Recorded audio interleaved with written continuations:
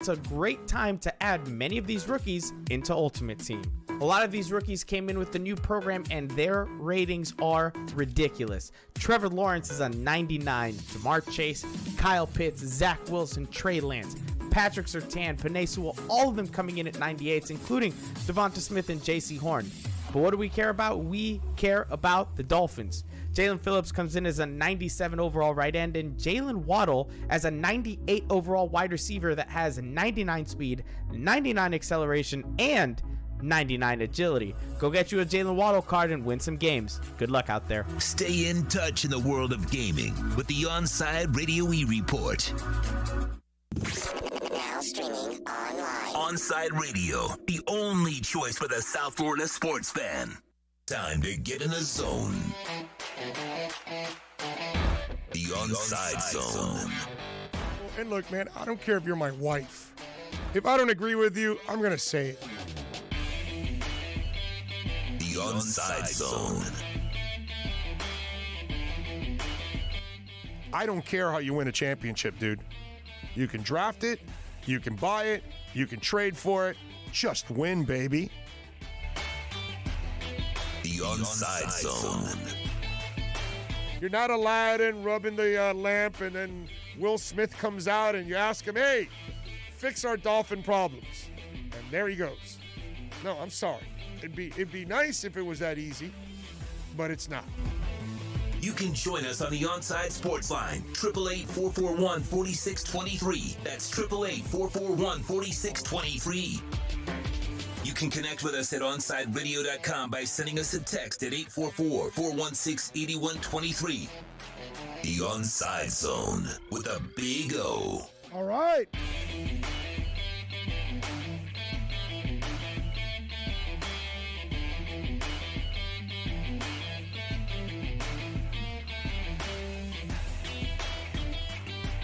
All right, good afternoon, boys and girls. Hope you all are doing well out there on a beautiful Wednesday out here at Drive Pink Stadium.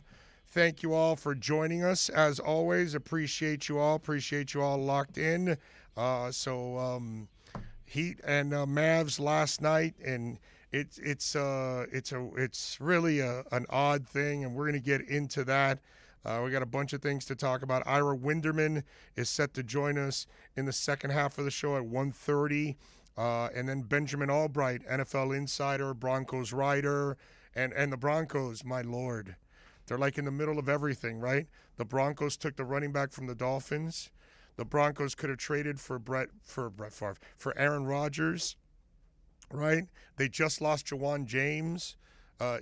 I think I have a lot of things to talk with Benjamin Albright about, and get his thoughts on the Dolphins draft because he does an excellent job of covering the NFL. He was joking around, can they give Jawan James his money in crypto or something like that? I think he was, because Ben is huge on crypto too. So it's funny. And he's also a hodler of Crypto.com's coin Crow. So he and I have gone back and forth because I'm a huge Crow guy too. I love Crow. I think it's going to be just amazing down the line when that thing grows and you invest in it now. And that's the one that I'm going to use as currency. Go buy movie tickets, go buy concert tickets, go to the restaurant, shop on Amazon, all those kind of things. And then I'll be, if I let it grow, then I'm using, the profits from it for it. So it's going to be cool. But anyway, that's a whole going DeFi. And Ethereum, baby. I've been telling you about Ethereum forever, so I hope you got on the Ethereum bandwagon. Anyway, before I get into the heat and get into our roundtable segment of the day, I told you guys that today, this morning, I was going to go to the doctor to check out my throat, as you can hear it in my throat. And I've been having issues for months, man. It's been at least 4 months that I've been having issues that my voice goes out and, it's rough and I have issues with it. I just can't, I end up, straining it and all that stuff. So I went to the doctor. They stuck a camera down my throat. They stuck a camera up my nostril down into the throat area.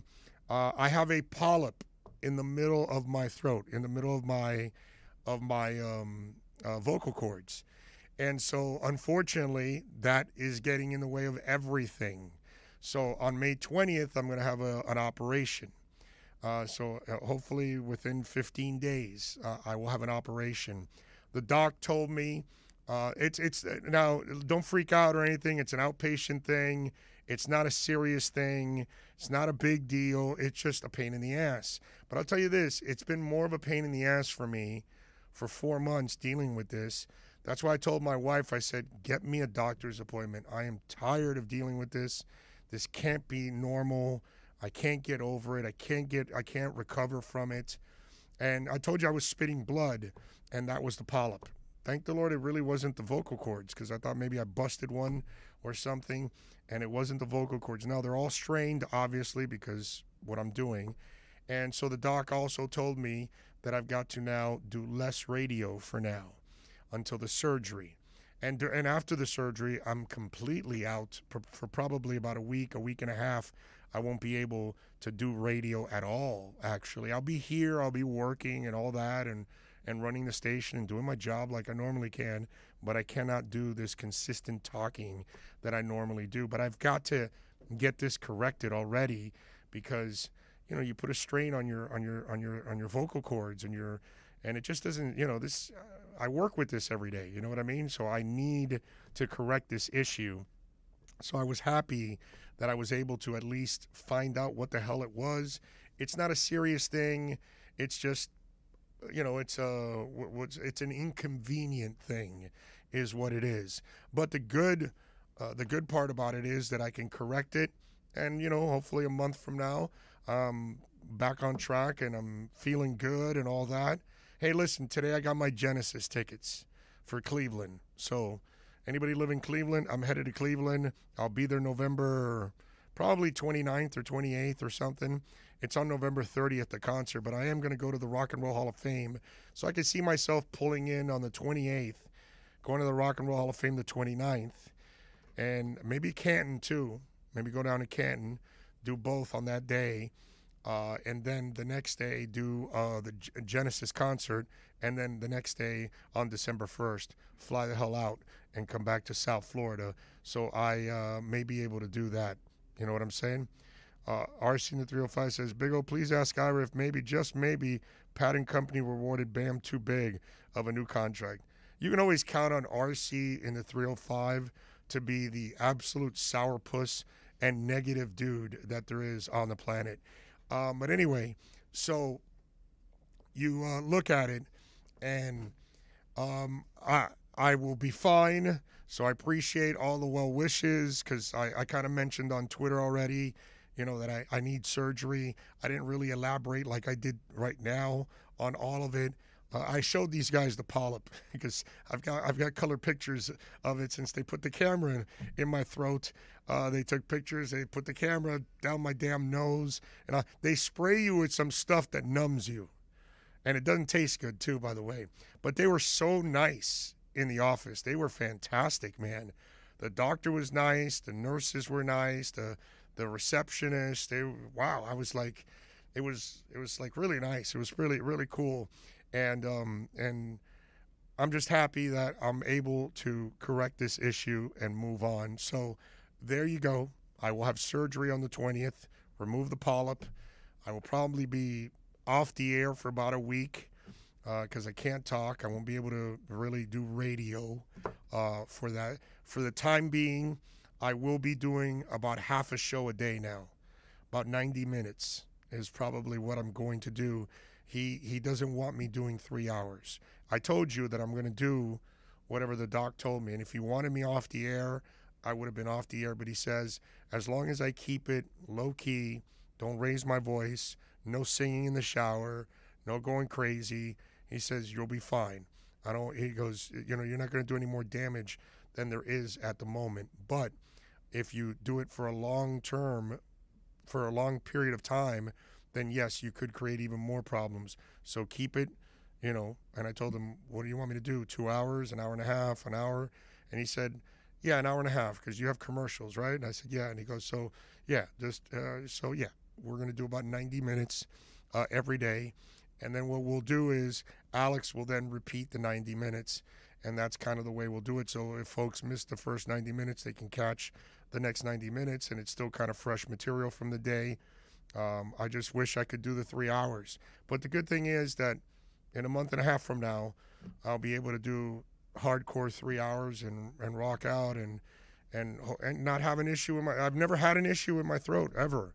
You know, this is the first time, and I knew there was something wrong because I've been doing radio for 31 years, man.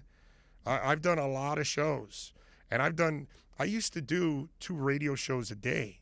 For a certain amount of time at QAM, I did 5 to 7 in the morning, and then I came back and did 12 to 3, I think it was. Yeah, 12 to 3 in the afternoon. I did 2 shows a day at QAM at one time for several months, for like 5 months or something like that, and helped out the station, all that. It was Joe Bell, and I did that. So I've never really had issues with my. That's why I got to a point where I told my wife, get me an appointment. Okay, find a throat doctor, get me an appointment as soon as possible, because I don't know what the hell this is, but this can't continue.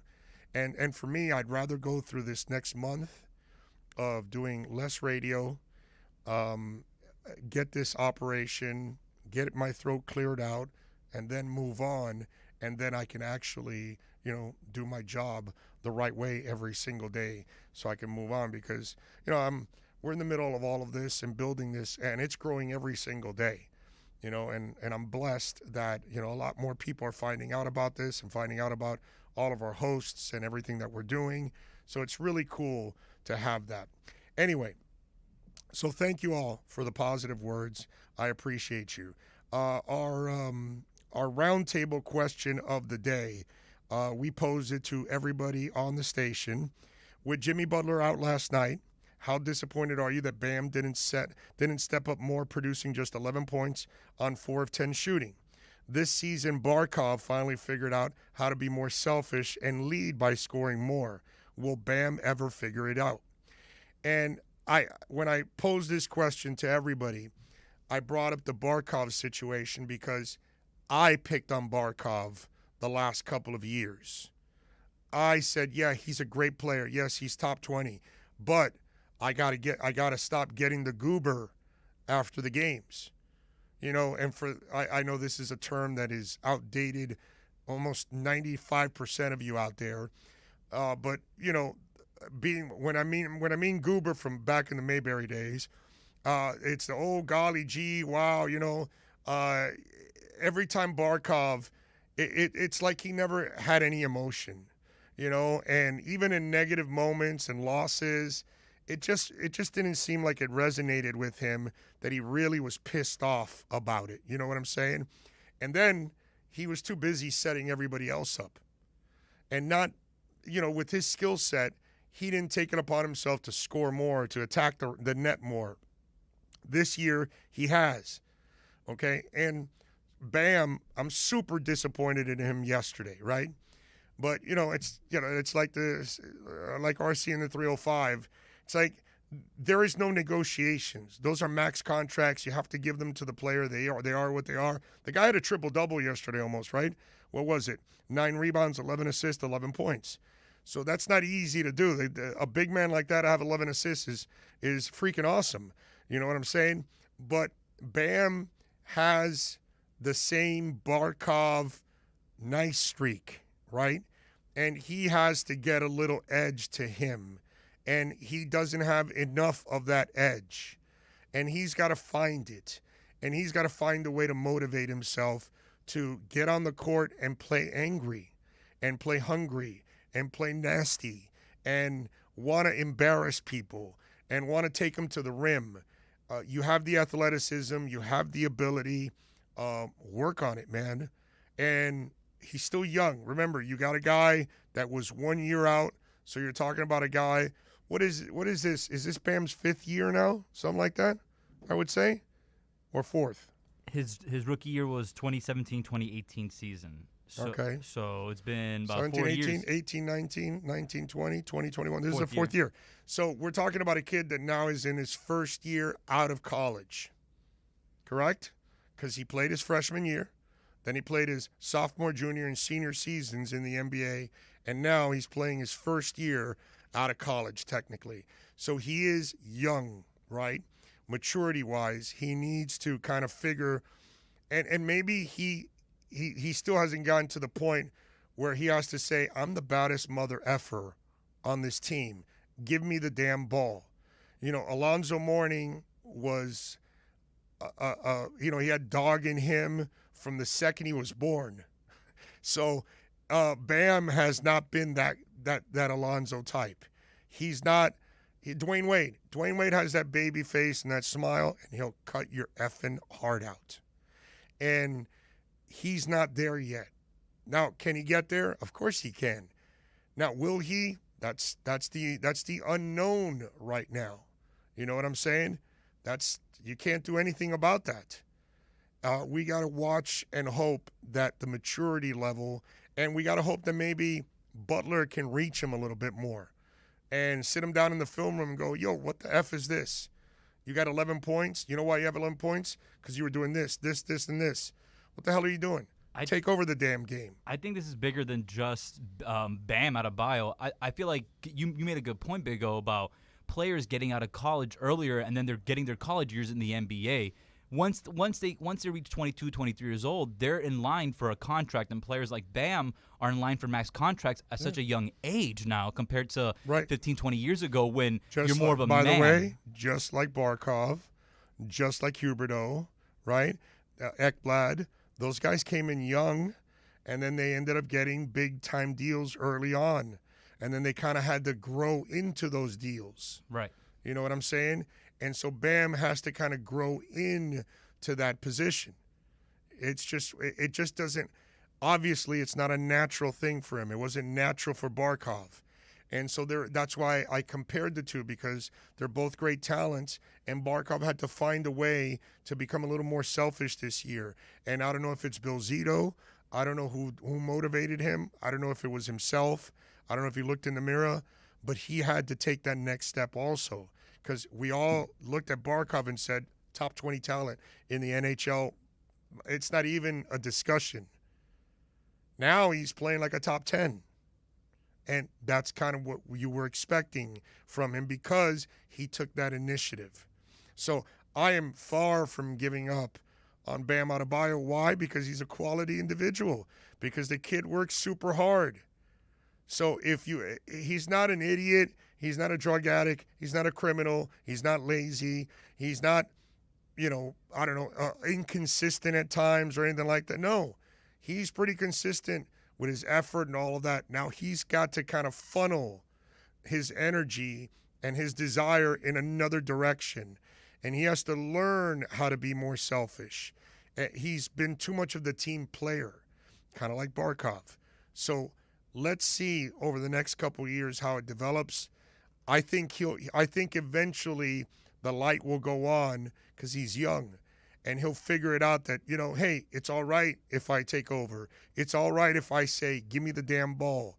As long as you're getting it done, you'll get fed the ball. As long as you're getting it done, people have confidence in you in taking over. You know what I'm saying? So I'm far from giving up on Bam, to be honest with you. All right? Too Extreme, by the way, came in first on the chat board. Dennis Akers says, Big O, I really hope you're feeling better, brother. I don't feel bad, by the way. I feel great. It's just the throat. I can't do anything about it. Brooklyn Rob says, get well, buddy. Thanks for being a trooper and continuing the show. Thank you, sir. Ian from Brooklyn says, heal up, Big O. You are the definition of a trooper. All right, Omar Lopez, what's up, everybody? Big O, I had a polyp removed from my throat when I was about 8 years old. Normally, people who have allergies develop them. Plenty of ice cream after. There you go. I had plenty of ice cream at the Variety Children's Hospital. It's not called that anymore.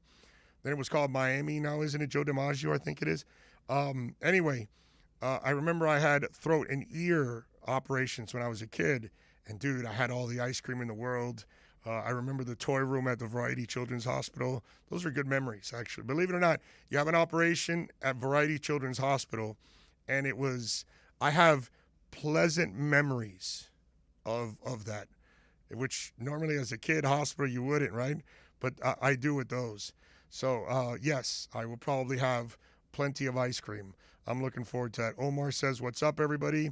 Too Extreme says, Big O recommendations for fill-in while you're out and recovering. Omar Kelly and Dave Hyde. There'll be no fill-ins. I'll do an hour and a half, and then the hour and a half will be repeated. George Albany says, my prayers are with you. Thank you, sir.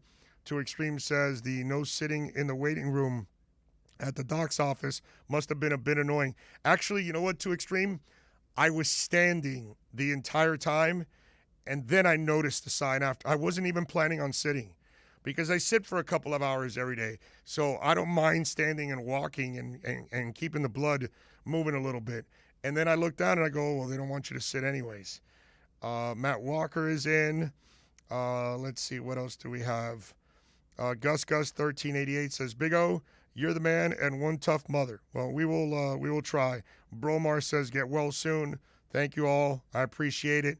Matt Walker says, you sound better than you did yesterday, actually. I know, because I was spitting blood 3 days ago, and I really hurt my throat that day, and so it got a little better. That's the problem with this thing. It actually gets a little better, and my voice clears up for a little bit until I then strain it again, and then it sets back. And now I know why, because there's a stinking polyp in the damn way. I had polyps in my sinuses when I was about 15. I was in Hialeah High. It was my sophomore year, and I went to, I think it's called Palm Springs Hospital, is the one right next to the Westland Mall, I want to say.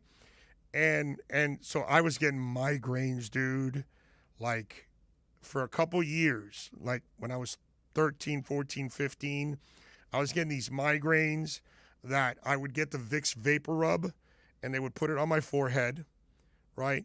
And I would then go to the room, close the doors, shut the blinds. I wanted complete darkness, and I would just lay there trying to pray and hope that the damn thing would go away. I remember they would give me Tylenol, codeine. I remember.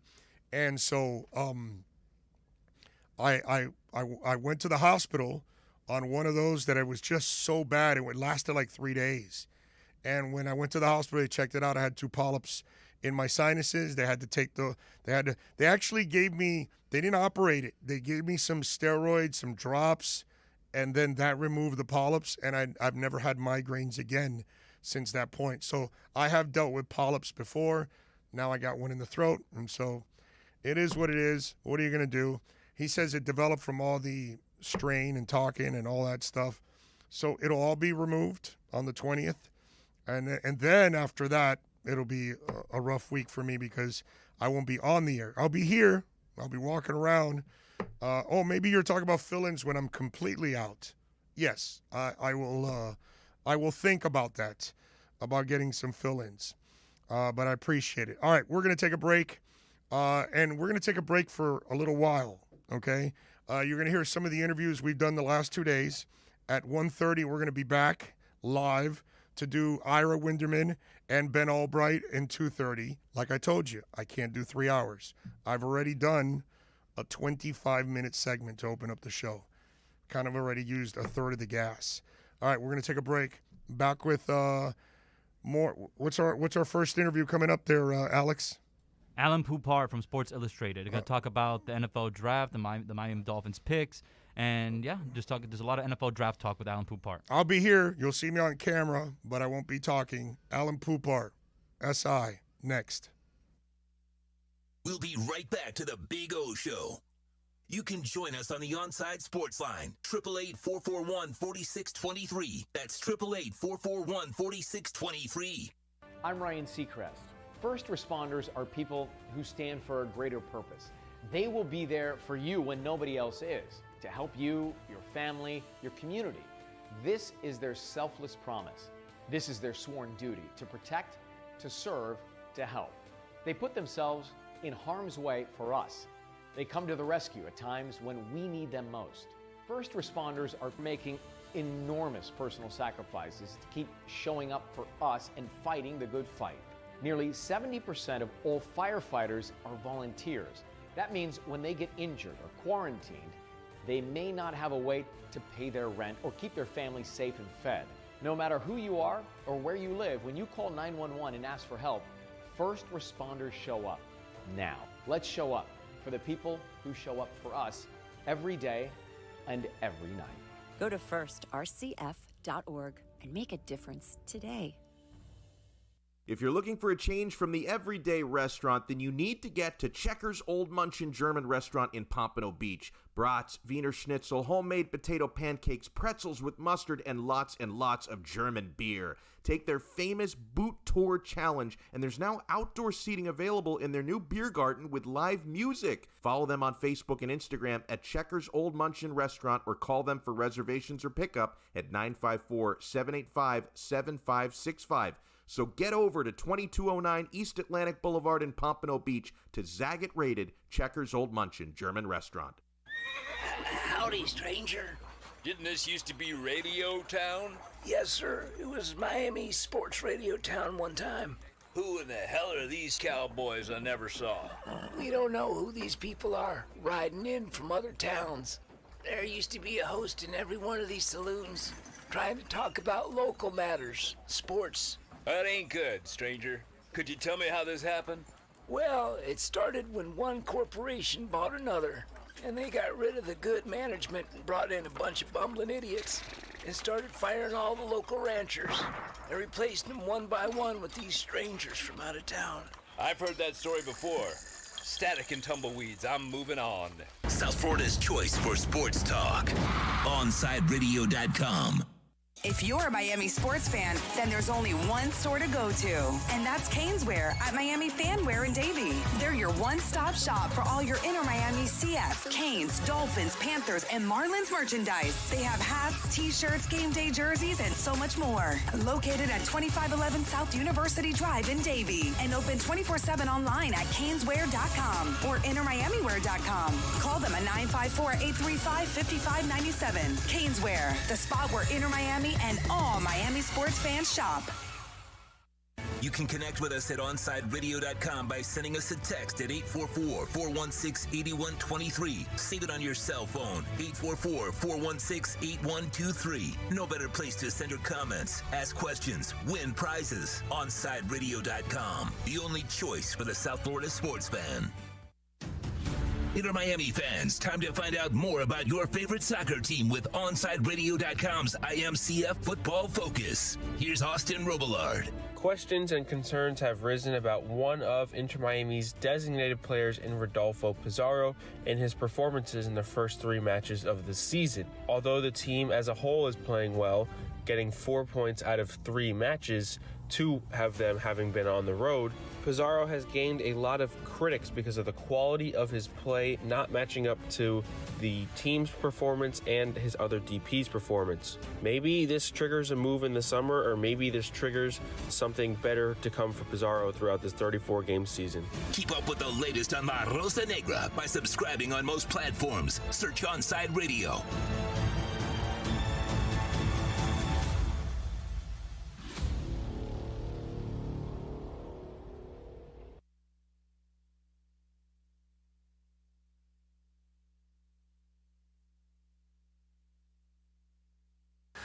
OnSideRadio.com is all about the passion for South Florida sports teams. And one place where Miami Hurricanes fans can feel it is at Caneswear in Davie. OnSideRadio.com is proud to bring you the Caneswear at Miami Fanwear segment with the Big O. Get all your inner Miami CF, Canes, Dolphins, Heat, Panthers, and Marlins merchandise at their store in Davie or online at Caneswear.com or InnerMiamiWear.com. Caneswear, the spot where inner Miami CF and all Miami sports fans shop.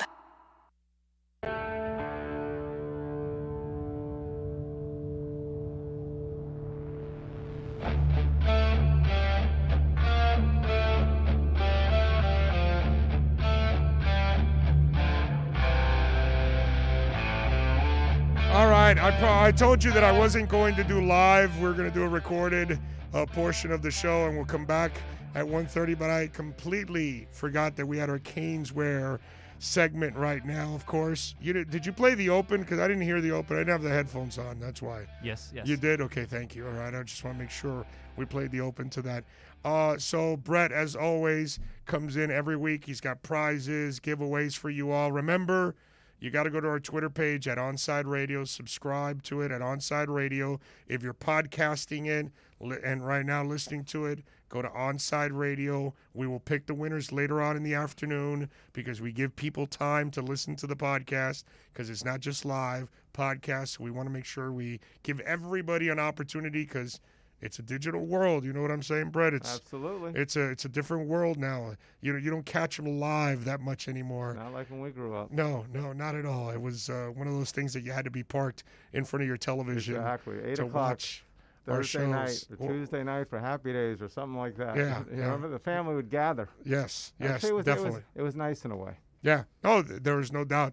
The only pain in the ass was the person that had to get up to change the channels. Yeah, it's true, which is usually the young ones. We didn't really have remotes in those days. That's If somebody whipped out that remote that just had the up and down channel and on and off, they were like on the Enterprise at Star Trek. It was like, I didn't get wow, until you the got a end. remote. I didn't go until the end of high school. But that's when, when you're a father or your mom and you're the lord of the manor, especially the father. It's like, change the channel, Bretsky. Change the channel. Right. Channel 7, try what's on 10. See what time the game is on. Yeah, there's only 4 options, too. Exactly. 4, 6, 7, and 10. And we're lucky to get UHF, maybe 33 or something maybe. like that. You're working the antenna, To watch all working three the rabbit ears. I was telling one day, I think it was Tony Segreto or so, that I'd watch.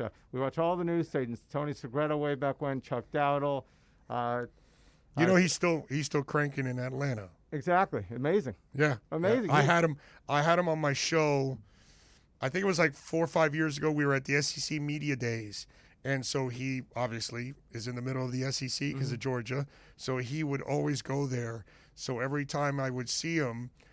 It was like, for me, it was like an honor because I didn't know Chuck Dowell, but I would watch him all the time on Channel 10. He was, for me, to this day, he's still my favorite sportscaster, by the way, of all time in South Florida. With all due respect, Tony, we love you too. And my cigar buddy, Tony Segreto, who's a fellow cigar smoker, but no doubt that Chuck, for me, was my favorite sportscaster of all time. Was, and it seemed like he was older back then. And this is, 40 years later or longer that he's it's phenomenal that he's still out there. But you're right, 10 seemed to be the one for us, the one and only 10 at that time. Oh, yeah, and Bishop, are you kidding me? Dwight Lauderdale a few years later. I forgot who was when you heard Ann, you probably knew it behind the scenes. She must have been crocking the whip. But Ann Bishop, you knew, was like the ultimate badass. Yes, on absolutely. the air. You know what I mean? Like, you knew. And as she was doing an interview, whoever was on the other side, their knees were nervous, bro, because they knew Ann was going to go after you. Mm-hmm. You know what I mean? She was a credible anchor, is what you felt when you watched Ann Bishop back in the day. So how's everything at Caneswear? Everything is going fantastic. Business is picking up, which is good. People are excited. They're energized. I mean, there's, like I've said before, there's no better time to be a fan of any sport, but a South Florida sports fan. We got the Dolphin draft just happened, obviously, and there's been a lot of excitement with that. Dolphins are going to kick ass, man.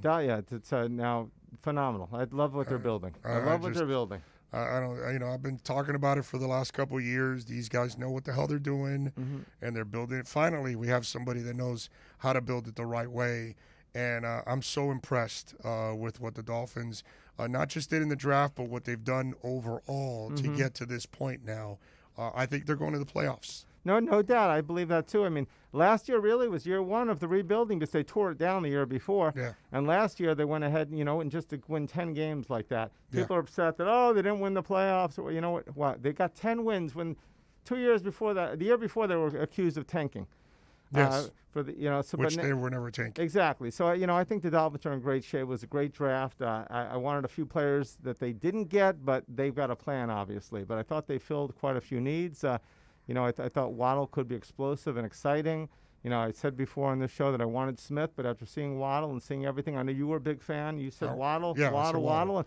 And they said Waddle was the guy they had targeted the whole time. Yeah, and a lot of NFL when he won the Heisman, I called NFL people. That next day, I did a show, and I told everybody he won the Heisman, but NFL people would rather have Waddle.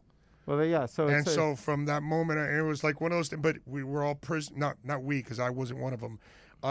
Prisoners of the moment. Oh, Devonta.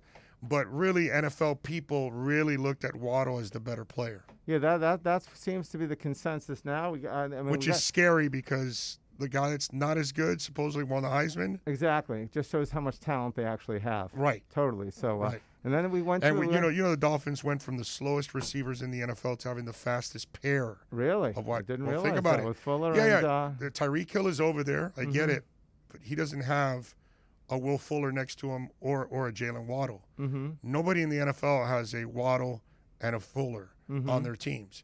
They have the fastest pair of wide receivers right now phenomenal. in the NFL. So that's an enormous change. Do you know what that's going to do for Tua?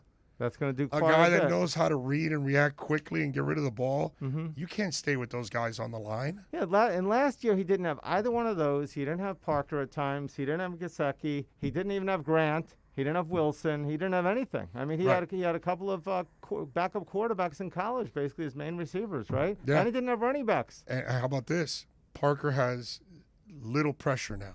True. Because you were always wanting him to be the one and lift the team up and all that stuff. Now he's like the third or fourth option now. That's a great point. How far things have changed. Right. So, but maybe that's better for him too. Mm-hmm. You know what I mean? Well, this is a make it or break a year, pretty much. Yeah. Well, I don't know if he's here for long term anyways because he's not reliable, unfortunately. God bless him. He has fought. He has tried to fight through the injuries. Definitely has. Now, I have learned to admire the kid because look at Jawan James, just tore an Achilles. Not everybody's built for this. Mm-hmm. You know what I mean? Not everybody has a body that is built for the wear and tear of sports. And there are just some that I'm sure most of us, if we played the game at that level, we would probably break down. It actually takes a freak to be able to stay healthy and put up with that beating. And so it's unfortunate for Devontae that he just wasn't blessed, just like Yatil Green and many others. Look at Preston Williams 2 years in a row. Right. He looks like he's could achieve Maybe greatness. it's freakish for him, but at least with Devontae, it was something that happened in college and continues to happen in the NFL. Preston wasn't an injury-prone guy, but Yatil was at UM, and then Jimmy Johnson drafts him and says, "Hey, no more pulled ankles and this guy, get the hell out of here." So the Canes finally got drafted by a Dolphin. It's been a few years since he got in the first round. Yeah, and that was exciting to see. I know people were concerned about the injury concerns. I was one of concussions. Concussions, but he had the concussion from the motorcycle accident, correct? Right. And besides that, he's been pretty good. He had another one on the field. He had one on the field. So yeah, if he can stay healthy, it's a little scary. But his speed on the outside at 4.5. Yeah. His the football drive, part, his you determination. can't. Yeah. I thought Rousseau. Like you said, he's a talent. You never know what's going to happen when they get to play on Sundays, though. But it was great to see the Dolphins reach deep there. They went quickly. They knew what they wanted on every draft pick they'd seen. Yeah. I mean, even when they didn't get, everybody wanted, including myself, wanted Williams from North Carolina. When Denver traded, the Dolphins didn't even blink. It looked like they had the pick in the second it was announced. So they were not going running back. Almost on every pick, they went right away, and they had their selection. Today, by the way, on the show, we have Benjamin Albright, who's an NFL insider, and he's a Broncos writer. So I got a lot of things to talk to him about. I thought they had a good draft. Because the Williams thing, obviously, Jawan James, and Aaron Rodgers. So all of that. There's a lot of things to talk to Benjamin about. So I'm looking forward at 2:30 awesome. to talk to him about that. We're listening to that. So what do you think about that running back in the 7th round? I mean, if he's healthy, we did draft a few guys that had some injury issues. Obviously, the Dolphins did this year. But if he's healthy, the guy looks like he's unbelievable. Yeah, I went and saw the film, and it was like, wow, this kid has great hands. By the way, great hands, and he's 230. He's actually pretty quick for a big guy. Overall, doesn't have this top end speed or anything, but he has enough movement on him that you're like, okay, this guy can move a little bit, and he runs hard. It'll be interesting. Listen, Gaskin is a 7th rounder also. So James Robinson last year for the Jacksonville Jaguars was undrafted, and he kicked ass. I mean, anybody in fantasy that picked him up That was one of the steals of the draft last year because he was awesome. Which, by the way, I did pick him up. Anyway, so it's just one of those deals that he looks interesting. Even the UMass big guy, the offensive tackle, that kid can move. And so we'll see if they can find, a diamond. Hey, Preston Williams was undrafted. Absolutely. Their history, short history, Preston Williams undrafted. Seiler, they stole him off Ravens practice squad, and that kid's been one of their best pass rushers. Okay? Van Ginkel was a 5th rounder. So these guys know how to find the undrafted guys, the late draft picks like a Myles Gaskin. So let's not put it past them that they can't find those kind of guys. The one thing, the one pick that was strange to some people, besides the safety pick, was picking up the tight end over Searman. Now I didn't have Searman on the top of my list, but then you look back at what he did against Wisconsin. Not that I want a Buckeye on the team, for all my Buckeye people out there, especially one. Not that I want a Buckeye out there, but, the guy was a beast in college. I mean, the games he had against Wisconsin and Clemson back-to-back, not too many players have that kind of a game. So I was surprised they went for an out tight end, but it just shows that they really thought that they had their plan and they didn't want to reach.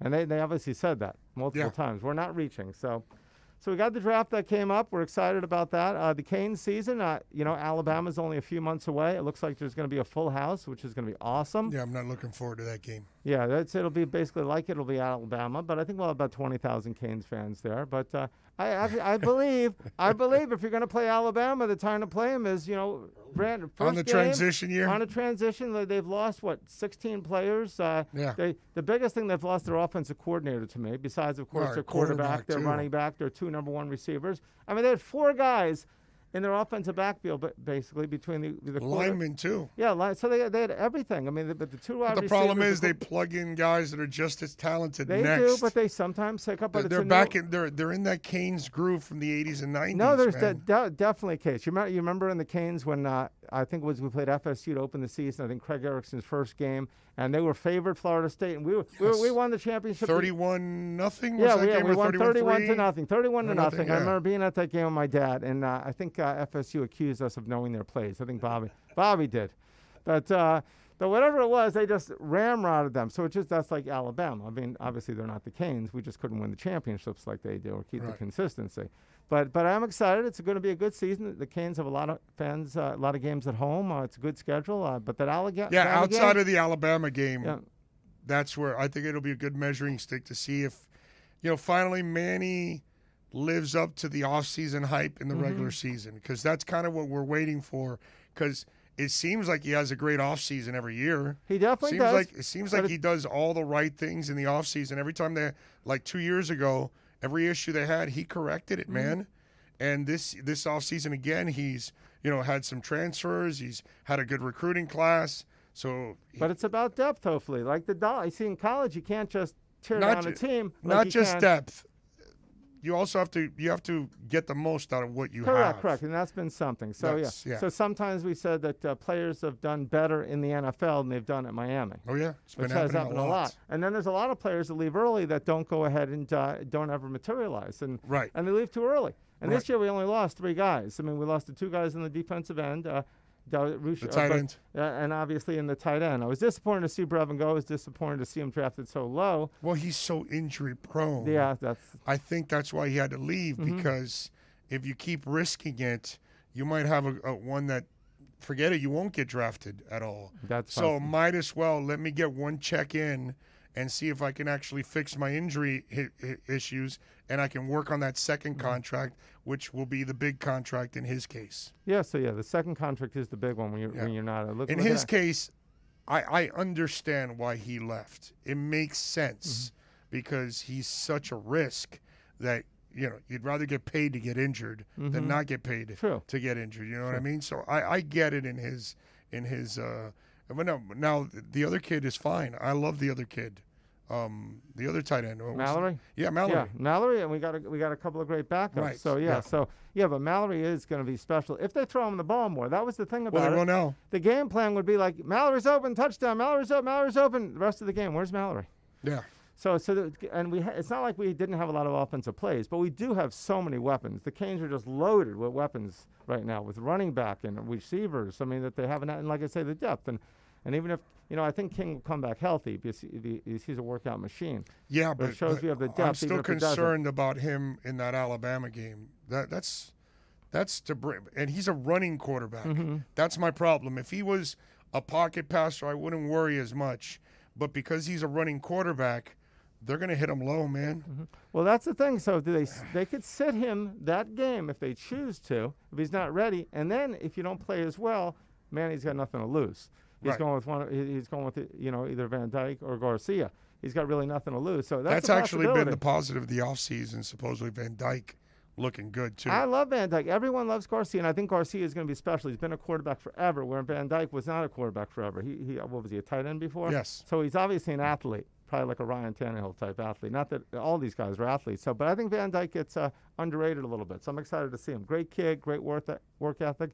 He was in a passing style offense, obviously in high school, Connecticut, but here it's a different offense. But I heard he's adjusted well. So I'm excited about the team. So we've got the Dolphins, we've got the Canes. Obviously, we got the Marlins finally won a game. They were in a little bit of a slump. They got a lot of injuries. They've got a lot of injuries. A lot of young talent. They don't have the kind of depth at this point to overcome those kind of injuries. So it's kind of unfair. Plus, they still have a couple of other young guys that they haven't called up yet. And then the pitching, they've had a couple of setbacks with the pitching. They still don't have Sixto yet. When is he coming back, Sixto? Alex, fill us in. You're the baseball insider. He's still working out on the alternate training side. He thrown live pitching, but not much. Very minimal throwing. It's just they're being very cautious and careful with the way they're going to call him up to the big leagues. So, but I don't expect it in the near future, to be honest with you. It's one of the best staffs in the majors. Absolutely, very young. My brother-in-law Jose. I hope he's listening. He is just the biggest Marlins fan in the world. Been pro Marlin.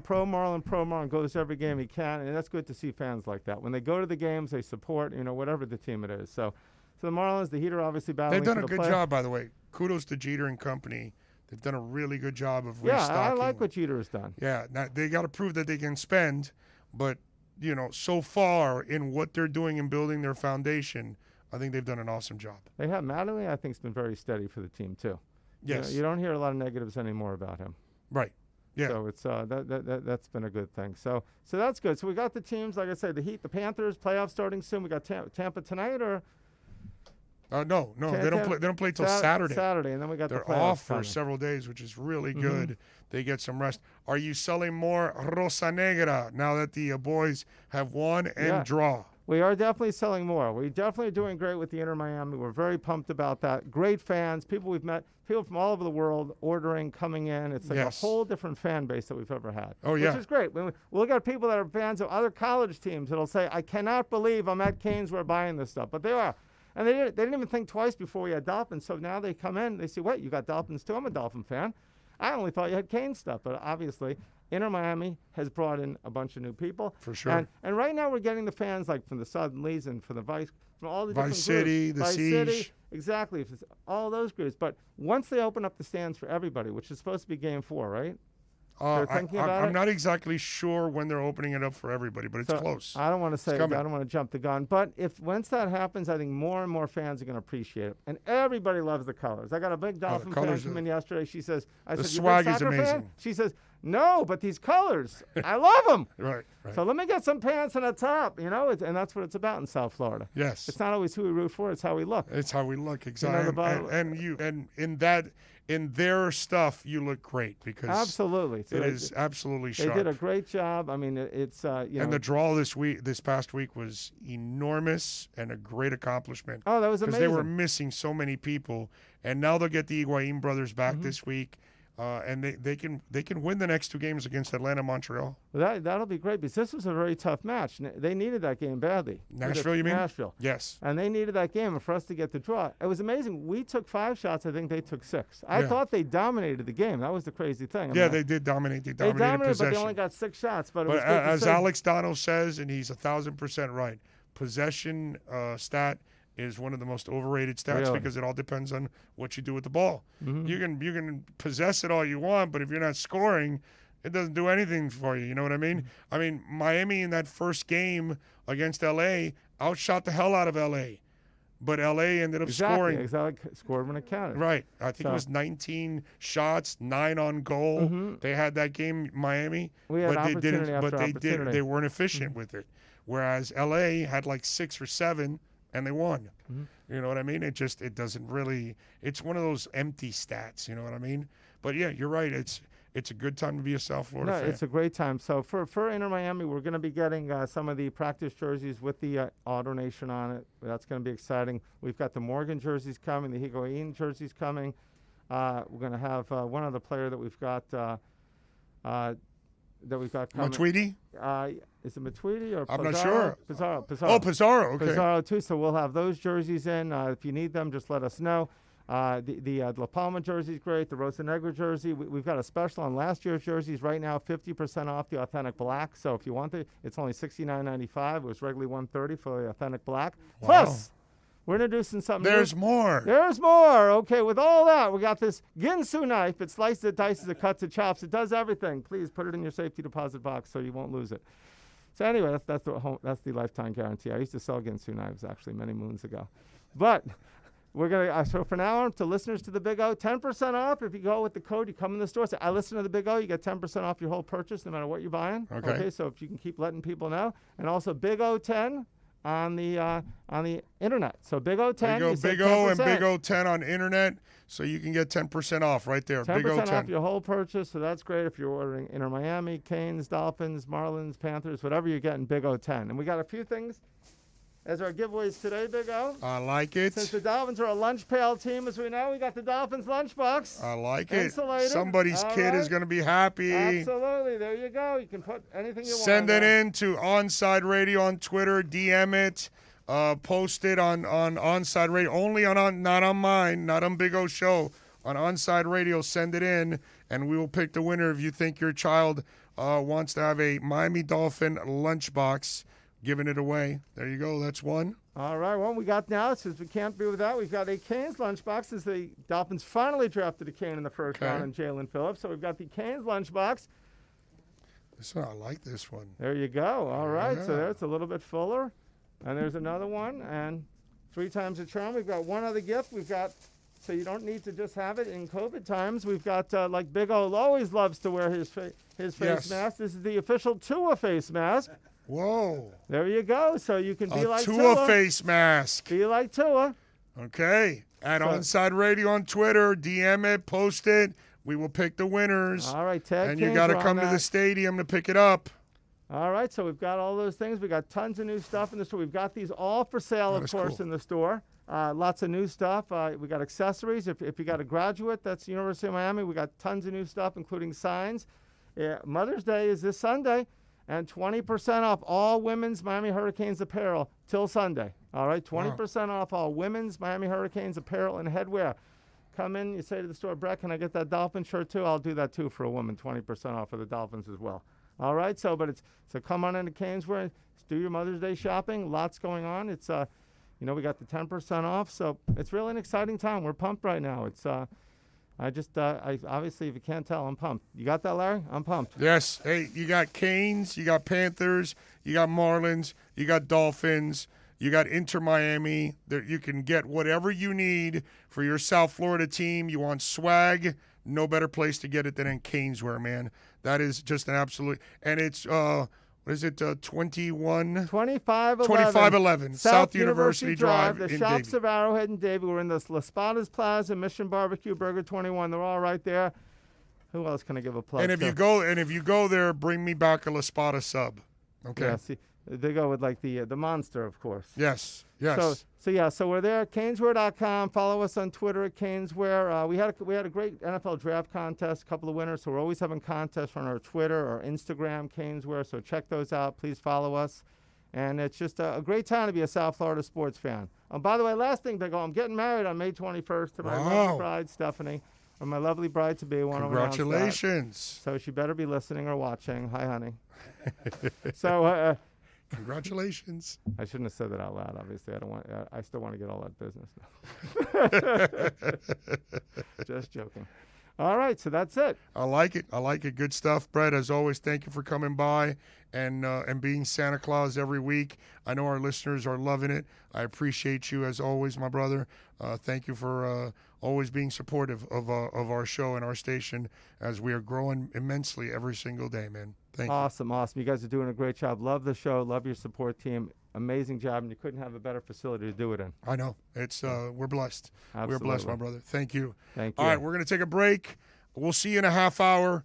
That's when Ira Winderman is on. When we come back, Alan Poupart, you'll talk a little Dolphins with him from SI.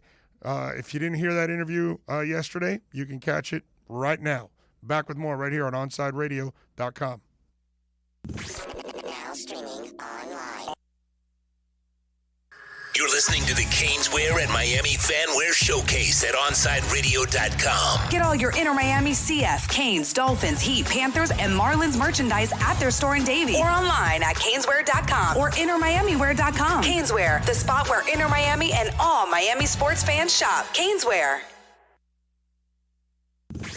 Now streaming online. OnSide Radio, the only choice for the South Florida sports fan. If you're looking for a change from the everyday restaurant, then you need to get to Checkers Old Munchin German Restaurant in Pompano Beach. Brats, Wiener Schnitzel, homemade potato pancakes, pretzels with mustard, and lots of German beer. And with daily specials, there is something for everyone. If you're up for a challenge, you should take their famous boot tour. Finish 30 boots of different varieties of German beer, and you'll receive half price on their beer for life. And you'll get to take home your own boot and Checkers Old Munchin t-shirt. They also have outdoor seating available in their new beer garden with live music, as well as carry-out, curbside pickup, and delivery. So, for the finest German food and beer, get over to 2209 East Atlantic Boulevard in Pompano Beach. Follow them on Facebook and Instagram at Checkers Old Munchin Restaurant, or call them for reservations at 954-785-7565. That's 954-785-7565. We'll see you at Zagat-rated Checkers Old Munchin German Restaurant in Pompano Beach.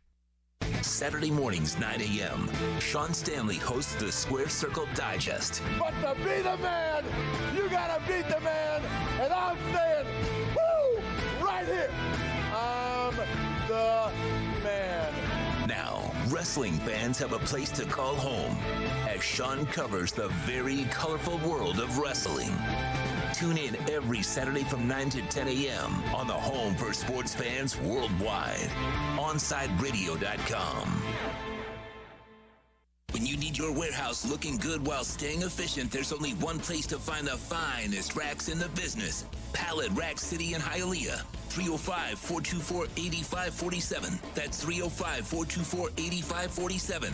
Pallet Rack City is the company you need when you want your warehouse sporting the finest racks in the business.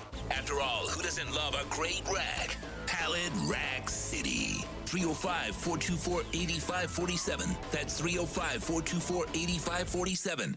There's no need to drive around South Florida wasting valuable time looking for a new or certified pre-owned Acura. Go to the #1 volume sales dealership in the Southeast United States. Craig Zinn's Acura of Pembroke Pines. Purchase with pace and space in a dealership tailored to your needs. From home buying to providing that personal touch. Contact the 2020 Satisfaction Award winner Craig Zinn's Acura of Pembroke Pines. 888-776-5123. That's 888-776-5123. Or visit them at 15601 Pines Boulevard in Pembroke Pines.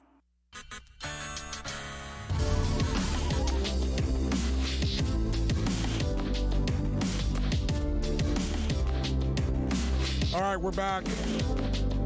Promised you Alan Poupart will be joining us to talk a little Dolphins and draft after what I think was a terrific weekend, but my opinion doesn't count. Alan's does. He covers the Dolphins for SI, does an excellent job. You follow him on Twitter like I and many others do, at Poupart NFL. Alan, good afternoon, my friend. How are you doing, sir? I'm doing fine. You sound like you got a cold or something going on over there. No, it's called laryngitis. I've blown a vocal cord. So, yeah. So we're going to the doctor tomorrow. He's probably going to shut me down. That's probably what's going to end up happening. I kind of expect, but we'll see. We'll see if we continue to rock tomorrow, or or if there's or rest. Who knows? When you're spitting blood already, it's not a good thing. You know what I'm saying? So that's no. Yeah. Best of luck, partner. Yeah, exactly. But it is what it is. What are you going to do? All right, first of all, let's get into it. What are you? Listen, grades are stupid. We all know it. We really know that you measure a draft 3 years down the line.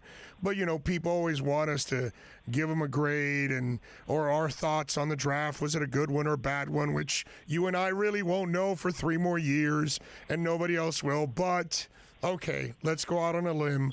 Your thoughts on the draft? Oh, A plus. No, I'm kidding. No, I don't do grades, and trust me, I get that everybody loves grades. I actually like reading them, even though, like you said, they're meaningless for 3 years at least. Here's what I would tell you. I kind of did a story yesterday on the alldolphins.com, just looking at the pros and cons of every pick, as opposed to like flat out saying good pick, bad pick. And there's things to like and things not to like about each pick. And you start with Jalen Waddle. And what's to like, obviously, is the speed and the big playability that he gives you that the Dolphins did not have last year. And the flip side is, while he's not Devontae Smith small, he's not big either. He's like, his measurables were like 5'10 and a half, 180. And I did the research, and since 2000, there were, if my memory serves me, 28 wide receivers picked in the top 10. 5 of them came in at under 200 pounds. And the names are Travis Taylor, Peter Warwick, Ted Ginn Jr., John Ross, and Taven Austin. Now, I ask you, did any of those have a great NFL career? Yeah, they're all in the Hall of Fame. I just saw them in Canton. Yeah, exactly. Yeah. No, on the contrary, guess how many Pro Bowls those 5 have combined for? I think it's 0. Yeah, 0. Yes. Not one. And ironically, the one who has had the best NFL career was Ted Ginn Jr. Yes. Who a lot of Dolphins fans would tell you they hated that pick. Well, so again, this is not to say that Jalen Waddle is going to be like one of those guys. It's just to say that the recent history is not there for a 5'11", 180-pound guy or 5'10", 180-pound guy to be drafted that early. But on the flip side, to be fair, there are receivers that are effective at that size that were drafted after the first round, correct? Absolutely, no question about it. And I see the comparison to Tyreek Hill quite a bit. The only difference is they're different body types. Tyreek Hill is more compact. He's a little bit shorter, he's a little bit thicker. But again, I think he's more like his teammate than he is Tyreek Hill. I think he's way more like Will Fuller V, much closer to Will Fuller V than Tyreek Hill is like a really fast fire hydrant. These guys aren't built like fire hydrants. Tyreek Hill is a thick little man that is like fast. Correct. You know what I mean? These guys are thin little guys that blaze. Will Fuller is a lot more like Jalen Waddle actually than Tyreek Hill, at least in my eyes. No, I absolutely agree. And this is the one little concern I would have with the pick. Again, the durability factor, but there's no question about what he can bring to that offense. No question about it. Love the Jalen Phillips pick, big time. I've spoken a couple of times to Jim Mora Jr., who was Phillips' first coach at UCLA, and he could not stop raving about the guy. And you saw what he did at UM last year. He did have 2 concussions at UCLA, which is not ideal. But as Jalen Phillips himself said, you play football long enough, things like that are going to happen. Would we prefer that he came in clean from a concussion standpoint? Of course, obviously.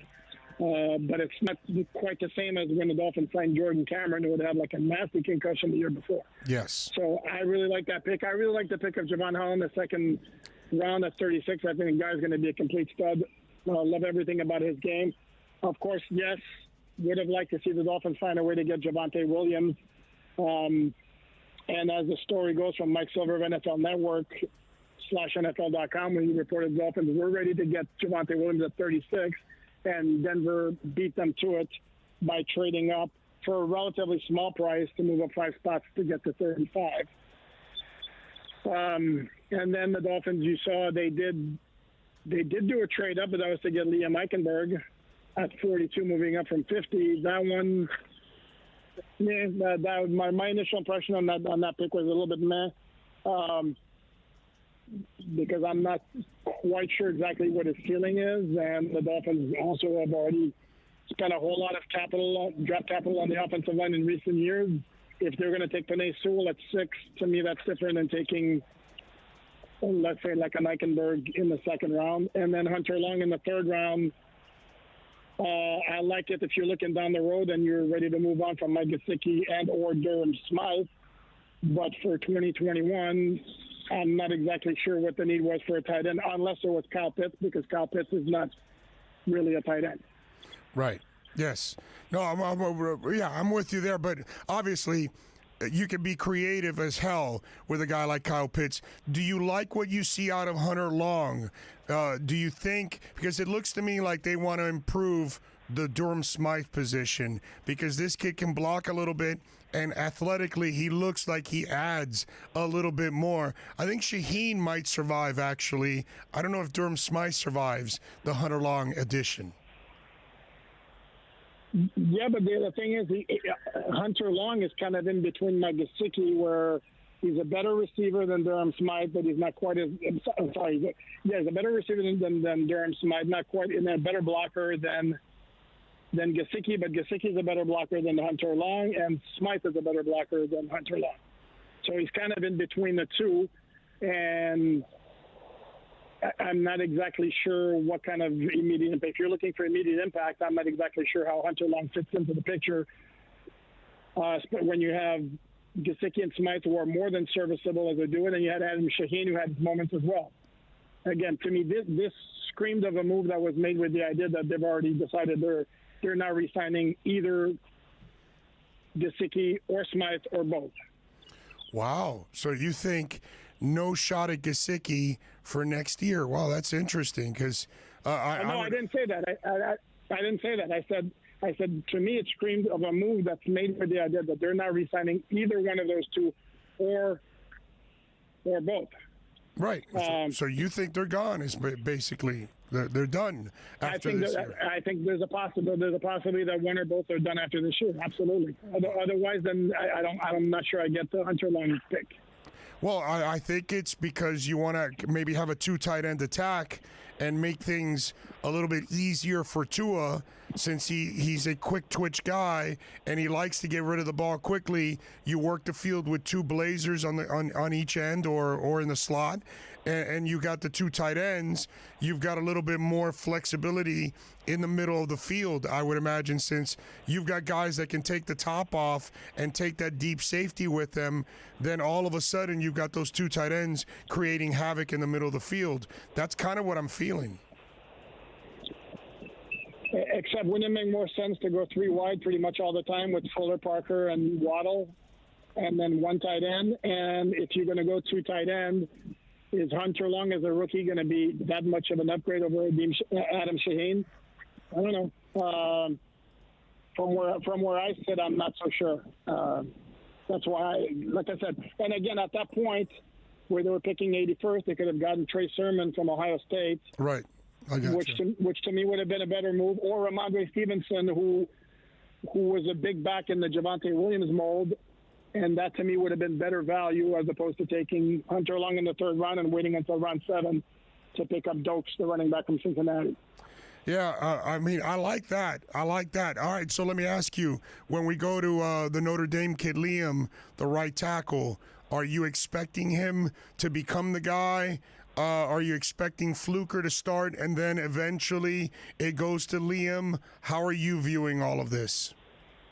You know what? That's a great question, because they have all sorts of possibilities. You know, the Dolphins are all about position flexibility. Yeah. And I mean, holy smokes, they have it now, because DJ Fluker can line up at right tackle or guard. Jesse Davis can line up a whole bunch of positions. Solomon Kinley could switch over from right guard to left guard. Robert Hunt could line up at right tackle, or they could slide him inside to right guard. Eichenberg can move over to right tackle. He can slide inside to guard. Wow.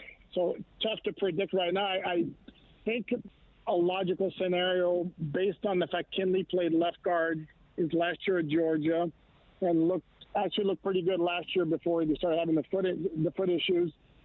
I think if you're asking me to guess right now, to me, I think you might look at Kinley at left guard, sliding Robert Hunt inside to right guard and give him a veteran presence with Fluker at right tackle. Because remember, now that's Tua's blind side. You want to go with Eichenberg as a rookie who was coming off playing 3 years at left tackle at Notre Dame. Do you want that guy as a rookie protecting Tua's blind side? I'm not sure. That's the route to go. Right. That's why I think Fluker starts until Liam is ready. Then Liam steps in. Jesse is your swing tackle. Kinley and Hunt are your guards. Jackson, obviously your left tackle, and obviously Skura is your center. So it looks like, I mean, when you start to think about it, next year in the draft, it's a little bit more of a simple draft. You're probably looking for another pass rusher. You're looking for a center. You're looking for a running back.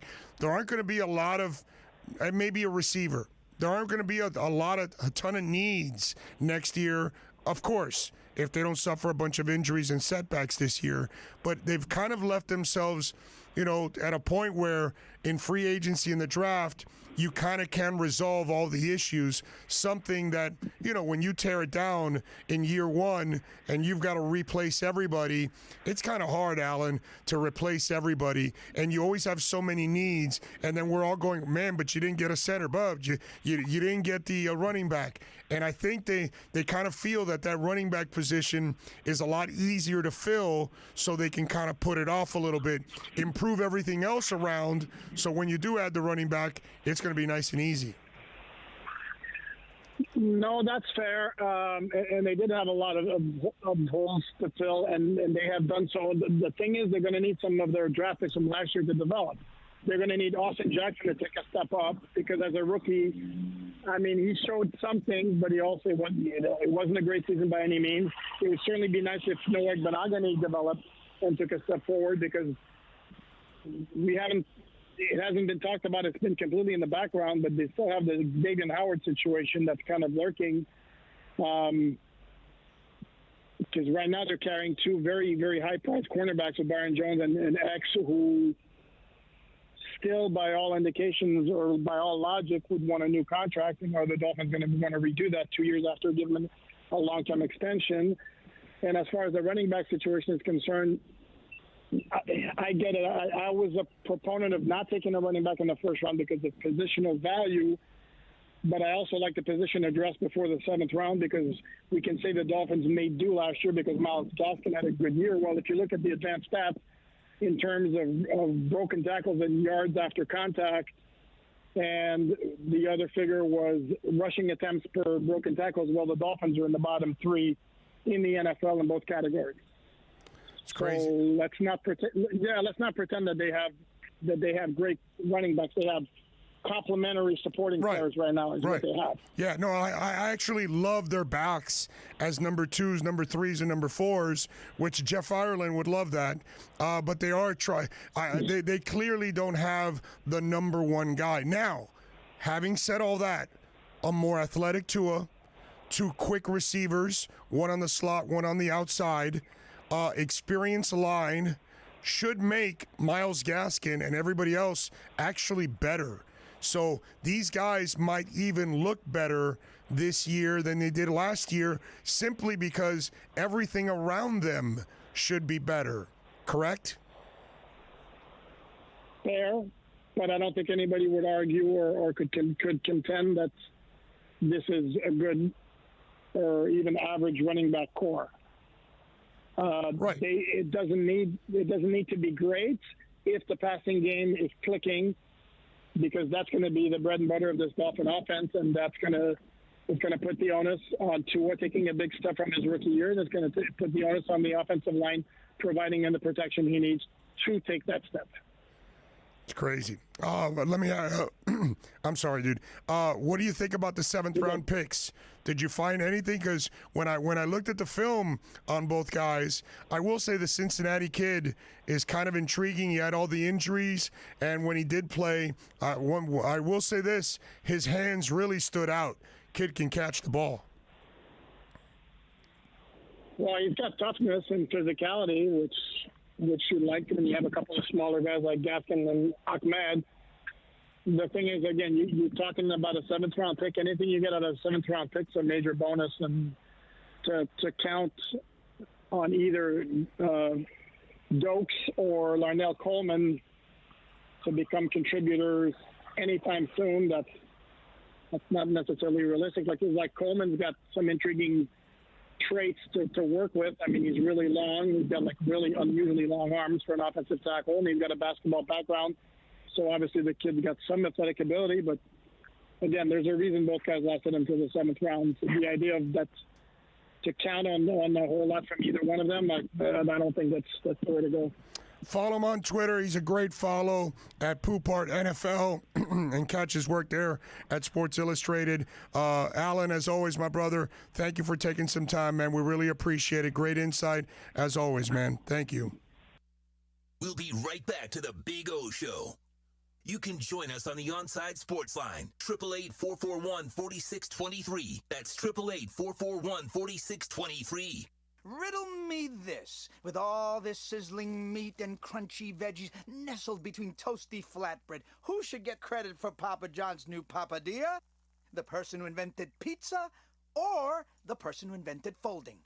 Well, whoever it is, a tip of the tongue hat to you, sir or madam. Get a new papadilla, 4 flavors, just $6 each. Better ingredients, better pizza, better than a sandwich. Papa John's.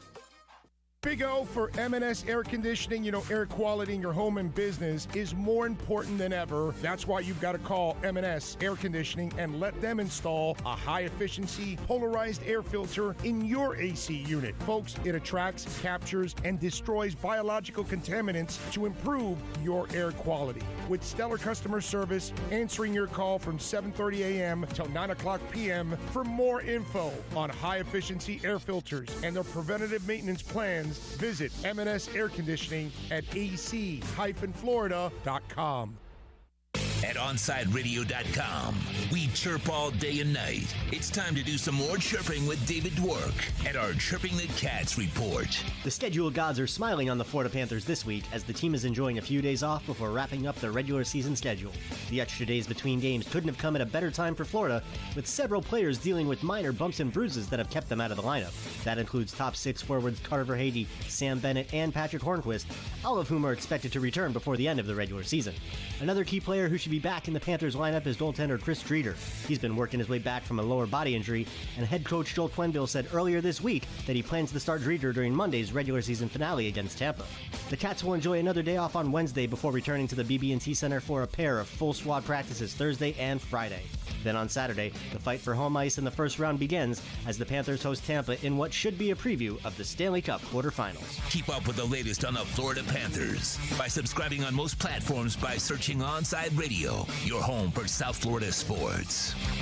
It's toast. Smartest thing I did last year? Called B&T Windows and Doors and had PGT custom windows and doors installed in my house. Listen, it's spring. That means before you know it, we'll be hearing about the tropics churning. That means you need to get your home and family protected today. Call B&T right now and they'll get you installed ASAP with the best in the business, PGT Custom Windows and Doors. 954-233-0126 or bntwindowsanddoors.com. And P.S. Tell them you heard about them on OnSide Radio. If you missed Man of the Match with Alex Dano, you missed. And this happens in a lot of food polls, right? When I put out a food discussion and I claim that one thing is better than the other, the people who are the fans of the thing that I don't like as much will always say, oh, you've never had my abuelita's tres leches. Well, no crap. I don't know your grandma. She's never invited me. I hate that argument. It's like, oh, wait, you think tiramisu is better? You've never had my abuelita's homemade tres leches. Well, until she invites me over, bro, how am I supposed to try? You've clearly never been to Florence where they have great tiramisu, so don't give me your crap. You've never had my nonna's tiramisu. Yeah, I haven't. And you'll never have it. She's dead. Oh, God. You'll never have it. I really wanted to. You're SOL. She didn't save the recipe. It died with her. Oh, no. Man of the Match with Alex Dano on South Florida's home for sports talk, OnSideRadio.com.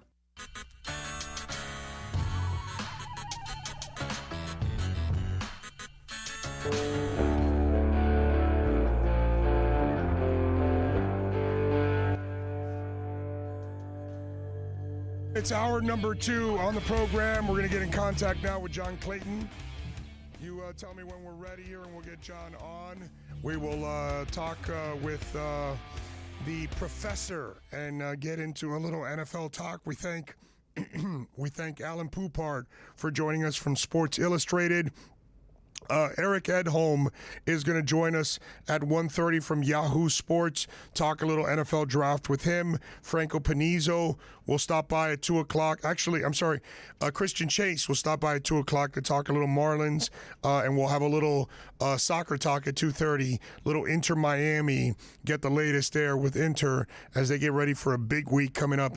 Games on Sunday and Wednesday this week against Atlanta and Montreal, both at home, and good opportunity to get some of their guys back, so that'll be a lot of fun. You got him. And, of course, we'll have all the coverage for you here at OnSide Radio. All right. Let's go from football to football.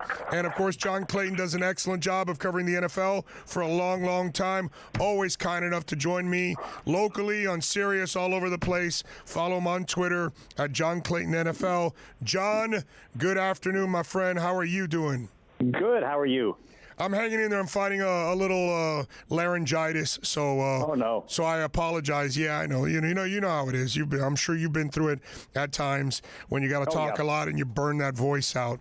So all right, let's get first of all, before I ask you about the Dolphins. How does this Green Bay, fiasco end? Because John, it's weird because you have an ascending asset right now. If you let it sit for a year, it's going to be a descending asset at that point if you're trying to trade it. And now I think you kind of made a mistake because if you trade it post-draft now, you don't know where those draft picks are going to land. Whereas before the draft, you kind of knew where you stood. So what's going on in Green Bay? How does this thing end in at least what's your gut tell you?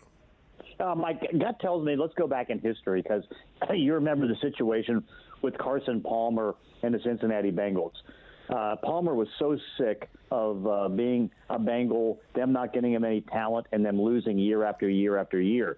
And so he took the tack that it's like, okay, I'm going to just say that I'm retired because I'm sick of this stuff until they trade me. And so finally they ended up trading him to the Oakland Raiders, and that got that. And, of course, his agent was Dave Dunn.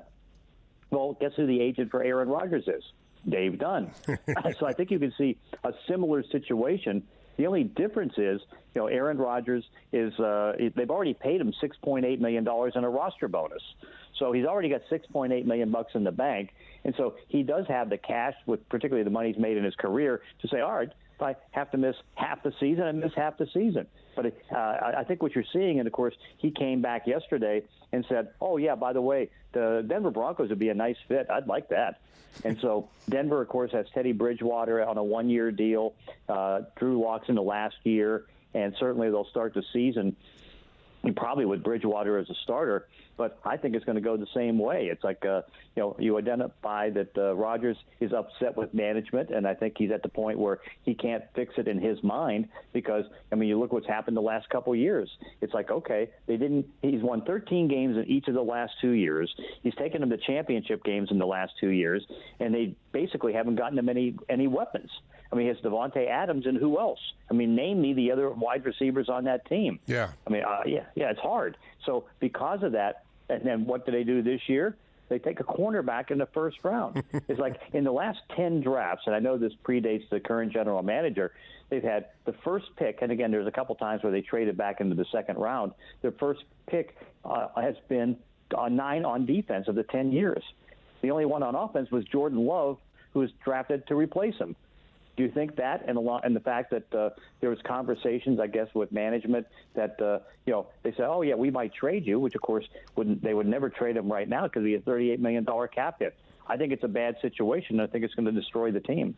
Yeah, it definitely looks like. And there's almost a part of me that says Aaron kind of wants to stick it back at them because he probably knows that the youngster really isn't ready yet for the moment. And that would put him on a terrible stage. So he goes to Denver or wherever he gets traded. He has a great year. And Green Bay struggles with a young guy at the helm. I almost feel like, he kind of knows that he's setting them up in a way. Now, here's the thing. Should it be to this extreme?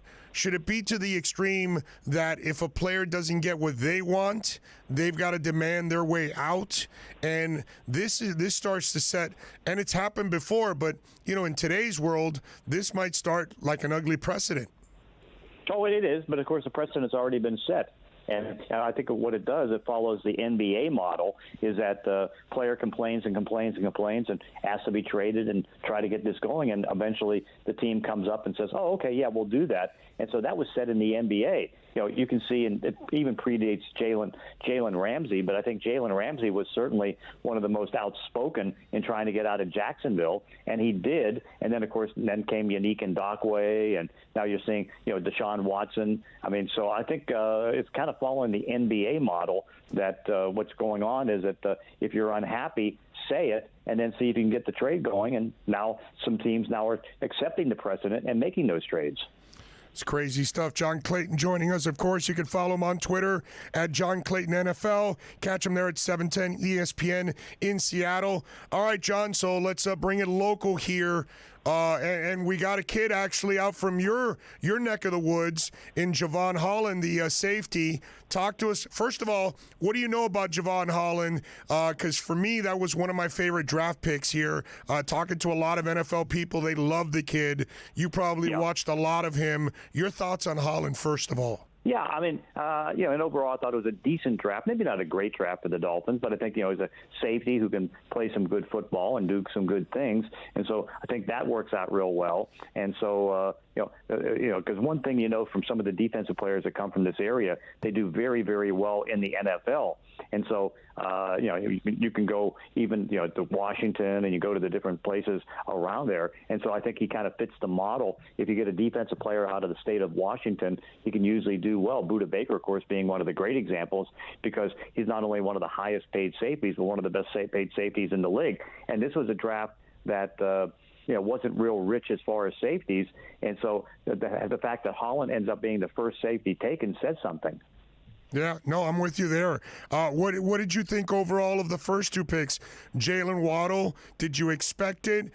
Did you think it would be Devonta Smith? Your thoughts on Waddle at the next level? Yeah, I thought that it was going to be Jamar Chase. Because again, we realized that Cincinnati wanted to pair up and have Joe Burrow have his wide receiver from college and Jamar Chase. But I think that's where the Bengals probably made a slight mistake, because their big problems on the offensive line. And here you have Penny Sewell, who is, you look at him, and even though he didn't play last year because of the opt-out, I mean, he's that guy that you look at, and he was so talented and such a great athlete. I mean, he's almost got like a tight end type of athletic body, even though he's a big guy that's, 331 pounds, but he moves like a tight end. And so to not take him, and you look what the Bengals have done, particularly, drafting offensive linemen. You go back a couple years ago, their first two picks for offensive linemen, including Cedric Aboye, and that turned out to be a disaster. The one they took that year in the second round ended up having to move to. We'll be right back to the Big O Show. You can join us on the OnSide Sports Line, 888-441-4623. That's 888-441-4623. Download the Radio.net app and listen to OnSide Radio and every Inter Miami CF game. OnSideRadio.com, your home for Inter Miami soccer. Howdy, stranger. Didn't this used to be Radio Town? Yes, sir. It was Miami Sports Radio Town one time. Who in the hell are these cowboys I never saw? We don't know who these people are, riding in from other towns. There used to be a host in every one of these saloons, trying to talk about local matters, sports. That ain't good, stranger. Could you tell me how this happened? Well, it started when one corporation bought another, and they got rid of the good management and brought in a bunch of bumbling idiots and started firing all the local ranchers and replacing them one by one with these strangers from out of town. I've heard that story before. Static and tumbleweeds, I'm moving on. South Florida's choice for sports talk. OnSideRadio.com. Listen to every Inter Miami CF match on your home for La Rosa Negra. OnSideRadio.com.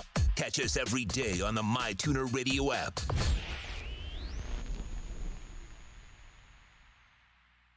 Floridians must prepare for sweltering heat, summer rainy seasons, and aggressive nature. And of course, hurricane season.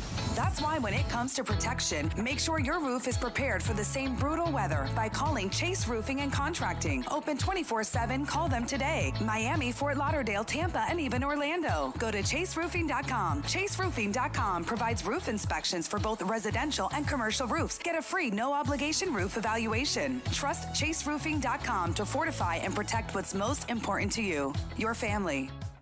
Keeping you informed in the world of sports.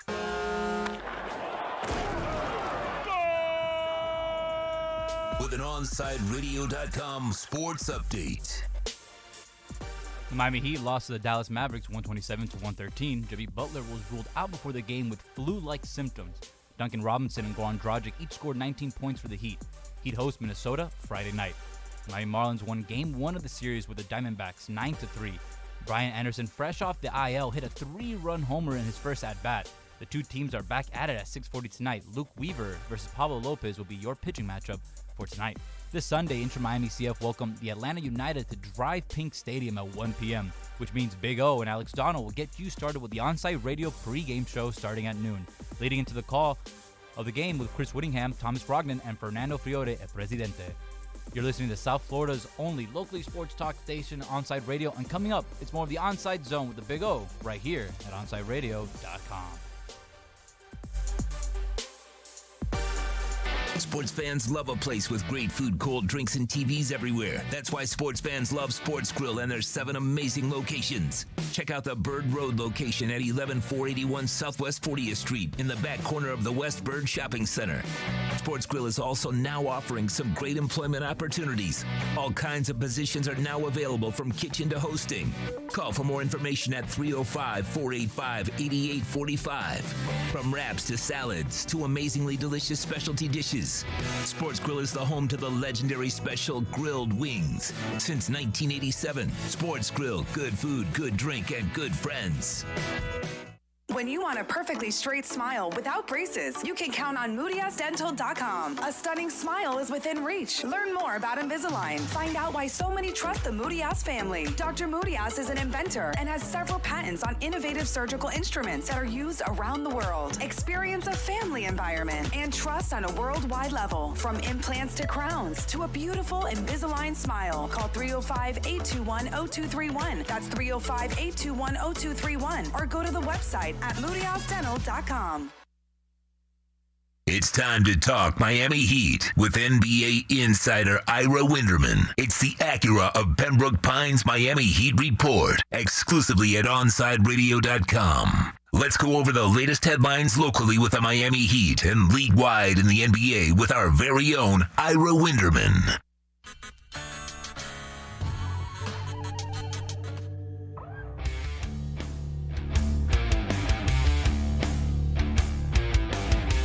All right, welcome back. Promised you Ira Winderman would be joining us in the Acura Pembroke Pines Miami Heat Report. Of course, you can follow my man Ira on Twitter at Ira Heat Beat. Ira, good afternoon, sir. How are you doing? I don't know how good of an afternoon it is when you look at the playoff race and the play-in race in the Eastern Conference. And by the time we talk again next week, I think it's going to come down to those 2 games in Boston on Sunday and Tuesday. Yep, I'm with you there. And so the question I have for you is, and I don't know if it's going to happen this season, but, the last couple of years, I kind of looked at Barkov and I said, yo, dude, enough of this goober that we get after games. Oh, golly gee, sorry, we lost this, that. I wanted him to be more forceful. I wanted him to be more greedy and selfish and take on the world a little bit more. Well, guess what? We got that Barkov this year. We knew he was a top 20 talent, but finally he got more aggressive at scoring goals, and he's like 6th, I think, in the NHL in scoring goals. When do we get that Bam? Because I know, last night it's nearly a triple-double, which, none of us can sneeze at 11 assists. That's a beautiful thing from him in the 9 rebounds. God bless him for that. But 4 of 10 shooting and 11 points on a night that Jimmy Butler's out, there has to be a point where he takes a step forward and says, enough is enough. I'm here to take over. Maybe Alonzo Mourning needs to pull him to the side and flex a little bit and show him what to do. How do they get that Bam out of him? You know what? Since you started with the hockey analogy, I'm going to continue with it, Big O. And I'm going to tell you that Bam Adebayo is the Heat's Jonathan Huberdeau. And how many times have you watched the Panthers over the years and just screamed inside your head, shoot the damn puck, yes. Put it on goal. And he's so selfless, right? He's doing a lot more this year. Don't get me wrong. But I think that's what Bam is. Bam, I think, is a Huberdeau to Barkov being the Heat's butler. And I think what you have to look at Bam is this. He is a max-level complementary player. And you know what? You need that too. Jordan needed his Pippen. Players need their running mates. LeBron needed his Wade. LeBron needed his Kyrie. LeBron needed his Anthony Davis. Sometimes you need that complementary player who may not always be the leading scorer but fills the box score. Then, on the days when that guy is out, you get a little bit exposed. I don't think Bam Adebayo, at least at this point in his career, and I'm not so sure with the lack of a go-to move, is ever going to be an ultimate alpha. I'll give you the example, you talk about this all the time when you're in football. The difference between making the Pro Bowl and being an All-Pro. When you're an All-Pro, you're one of the select guys at your 22 positions. When you're in the Pro Bowl, you're one of a bunch of guys in your position. That's what Bam is right now. Bam is the kind of guy who probably will hover around a chance to make third-team All-NBA. But does Bam have enough in his arsenal or even project to have enough in his arsenal to be MVP? Probably not. That's who he is.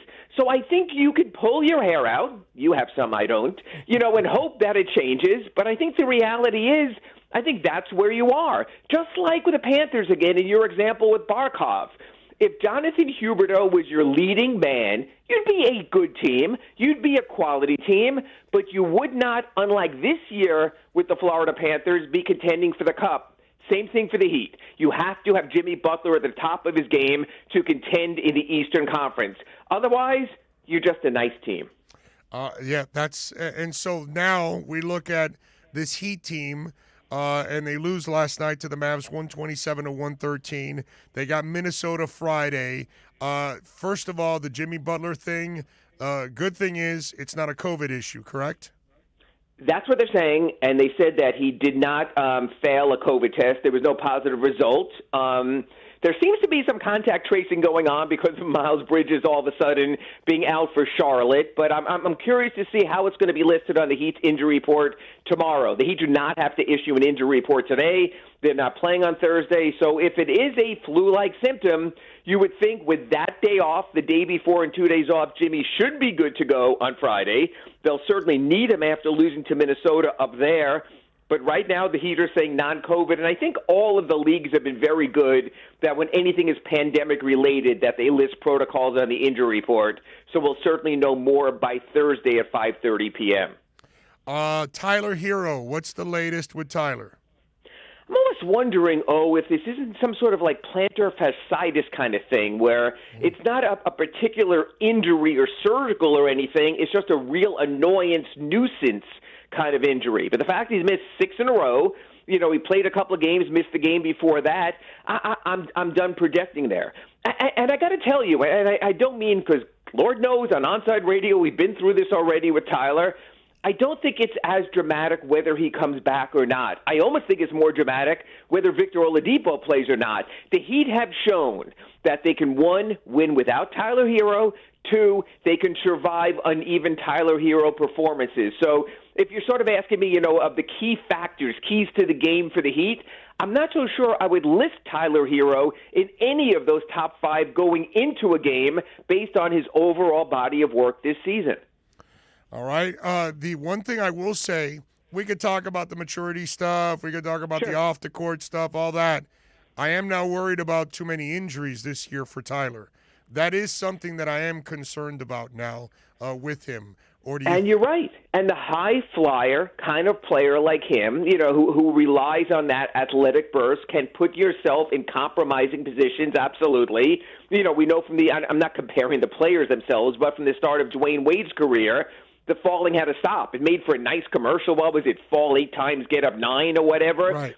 But at some point, you have to sort of play within yourself and your frame and your body and your conditioning and your musculature and all of that. So I think that could be the next step for Tyler Hero. And again, it's real tough, because like we talk about almost every week on your show on this segment, the Heat have such limited trade options in the offseason, and Tyler clearly is number one. We heard his name floated for Oladipo. We heard his name floated for Kyle Lowry. I don't know how much of a trade chip you are when you're not ambulatory. Oh, yeah, no. Yeah, no, I'm with you. Right now, his value has obviously plummeted at this point because of whatever it is off the court, if you're worried about it, or now on the court. You know what? No, I'm going to give you an example. You know, because you're giving me parallels in sports, I'm going to give you an example. I think Tyler Hero is the Miami Heat's Devontae Parker. When he is good, he's really good and really helpful, and you really notice him.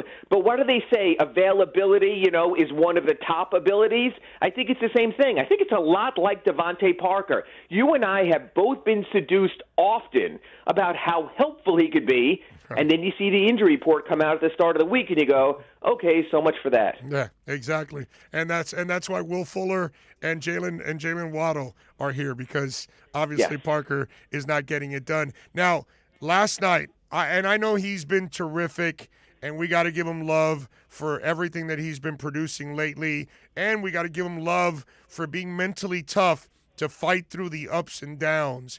And I'm talking about Kendrick Nunn. But last night, just like Bam, no Jimmy, the stage, you got to get a bigger part of the stage. You didn't. Kendrick Nunn, no Jimmy, you got to get a bigger part of the stage. Kid, you shot 5 of 16, 2 of 7 from three-point range. Yeah, you can't will someone to be what they're not. It's like when a guy's a poor free throw shooter and you go, we got to make him. Maybe like Shaq, he just doesn't have that ability.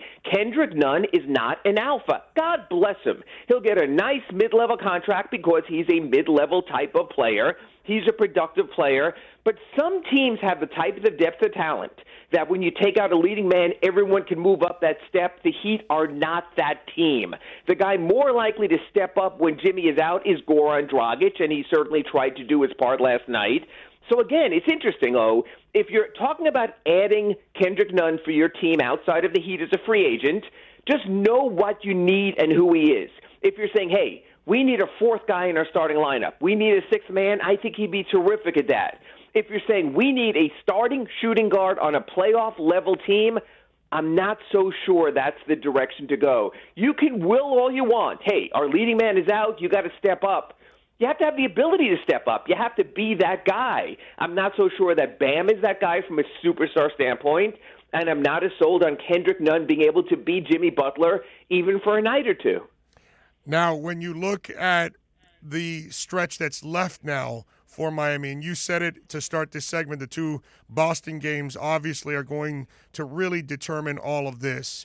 How ready is this team for this moment, because they've been so inconsistent throughout the year?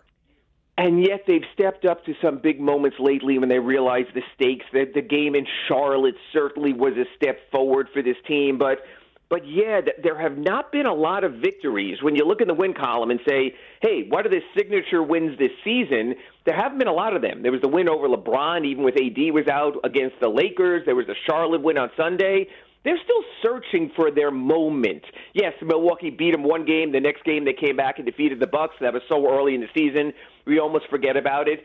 You have to hope that the Heat's signature moment is ahead of them, because as rocky as the Heat have been, the Celtics have been that very same team. So, you know what? Even before we get to the playoffs or the play-in, if you're going to ask yourself this question, are the Heat up to the moment this year like they were last year? Oh, we will find that out Sunday afternoon in Boston and then Tuesday night in Boston. The other guy, by the way, I think Duncan has really done a nice job. It seems like after he found out he wasn't getting traded, we saw a better Duncan Robinson. Yes, but again, he stays within himself. And exactly, look at the line of questioning you asked me. But hey, last night, 9 rebounds, 3 assists, 2 steals. You know, he helped you out. A nice complimentary effort. So again, but you didn't ask me if Duncan can step in for Jimmy because you didn't expect Duncan to step in for Jimmy. No. Duncan does what he does. Again, the Heat have complimentary stars. But in a league when you need big threes or at least superstar big twos, they still don't have that. Bam is developing maybe toward that.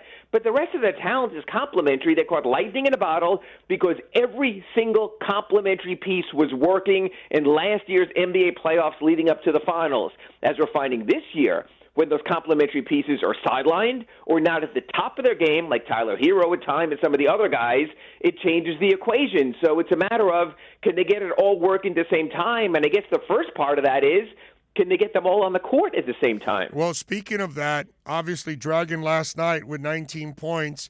And I heard you earlier in the week talk about how, you know, they need to get that Dragon that they had last year back.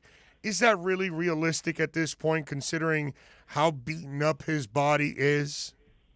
I think it is because there's only one back-to-back the left of the way. But, that's a good question for this reason about the play-in. If the Heat can avoid the play-in, which will be tough now, they will be guaranteed at least 5 days off after the season finale in Detroit. That alone, with all these 30-year-old players, with Ariza and Iguodala and Dragic, will be huge. But if you're playing your last game of the season on that Sunday, and then Tuesday you are hosting Russell Westbrook and Bradley Beal in play-in game number 1, and you lose that because they each go for 40, and then that Thursday you're playing the Pacers or the Hornets in all-or-nothing play-in game number 2, when you win that, you're just going to have 2 days of turnaround before going on the road and having to play to Philadelphia. So I think how rested and how fresh will Goran be? I think the question is whether there's a play-in or not a play-in for the Heat. Follow him on Twitter at Ira Heatbeat, and of course, make sure you catch his work there at the SouthFloridaSunSentinel.com, and you can catch him here all week long, exclusively right here on OnSideRadio.com. Ira, as always, thank you for the time, my brother. Really appreciate it. Hey, I'm here to represent all the B-list talent. Thank you, O. You got it. There you go. Oh, I got to love Ira, man. I'm going back and forth on the text, too. So Tremolio was asking me if the Genesis group that I'm watching is like, you know, with the older guys, with Hackett and Gabriel. And I told him, no, it's the 3 that had the real success. And it's funny because we've gone back and forth here on different bands. And, you know, I like the early Genesis. And you're right, Tremolio, it's more prog. But the latter Genesis with Banks, Rutherford, and Collins, oh, my God, it's magical, dude. It's the music is just amazing. And then we got into the Fleetwood Mac stuff. And I like the Peter Green era, but it's not even close to the Buckingham and Knicks era. Once you added them, they became a superstar band, and their music was absolutely superior. What was the other one that you guys brought up? Well, Van Halen, of course. I'm more David Lee Roth than Sammy Hagar. But I will say this. As the years have gone on, I've appreciated more the latter Van Halen, and I'll listen to it. I have it. I've collected it. But still nothing beats David Lee Roth's Van Halen. I'm with you there. What else did you guys put? In Sabbath, that's kind of weird because I love Ozzy Sabbath, of course. But there's no doubt in my mind that the Dio Sabbath, those 2 albums were absolutely legendary. Heaven and Hell and Mob Rules are 2 of the greatest heavy metal albums of all time. So they're right up there with the Ozzy stuff. Ian Gillan, okay? The one album, the Live Evo album that they did, I got to tell you, that's a really good album. It's so underrated for Sabbath. What was the other one you guys brought up? I think, I forgot if you guys brought up something else. But anyway, so it's interesting how we get into this music conversation there on Twitter for the Genesis thing, how it led into different eras. Tremolio says Def Leppard, Pyro, High and Dry. High and Dry is their best album. It's still their best album. You could probably, Tremolio, the way you would label that is the Pete Willis era and back, right? Because On Through the Night and High and Dry are Pete Willis. And then Steve Clark and company joined after. And then they added, Vivian Campbell and all that other stuff. Yeah, so I'm with you. Right, Born Again, I'm sorry. Live Evil was the live album from Born Again. You're correct, sir. Yes. Yeah. Oh, Syd Barrett, yes. I like the Syd Barrett early Floyd, but it doesn't, the latter Floyd after that, are you kidding me? Gilmore and Company, way better. Way better. Again, just my opinion. Super Boom Shack would be the guy who likes Van Halen with Gary Cherone. Way to go there, Super Boom Shack. I think he said he likes, did you say you like Jakey Lee over Randy Rhoads? Are you kidding me? I love Bark at the Moon. Don't get me wrong. Jakey Lee did a good job with it. Probably does better with Red Cartel Dragon Red Cartel, whatever it is. And Badlands, right? Was Jakey Lee also Badlands, right? If I'm correct. But no. I'm going Randy Rhoads.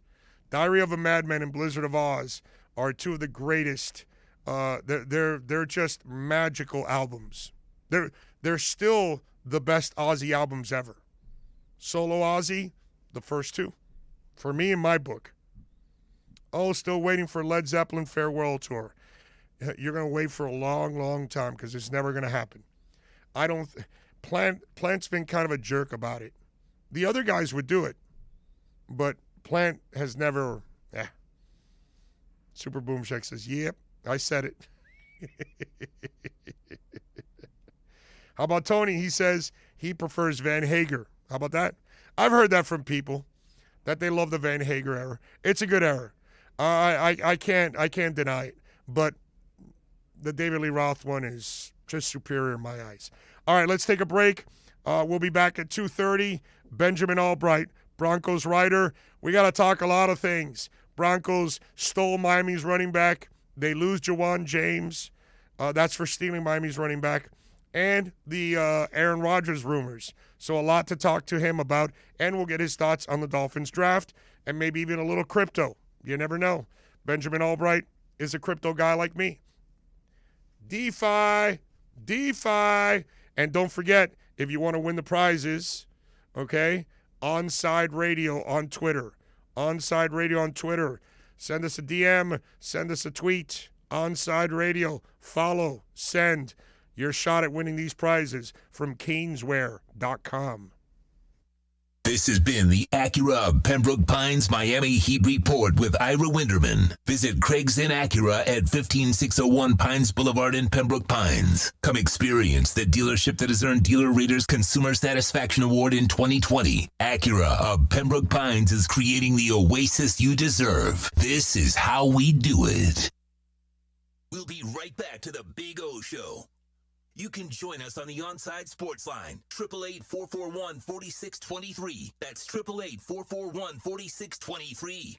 If you missed NBA insider Ira Winderman and the Acura of Pembroke Pines Miami Heat Report, you missed this. Andre Iguodala is sort of like that, the old Cadbury Easter egg. It only shows up, rarely, like once a year.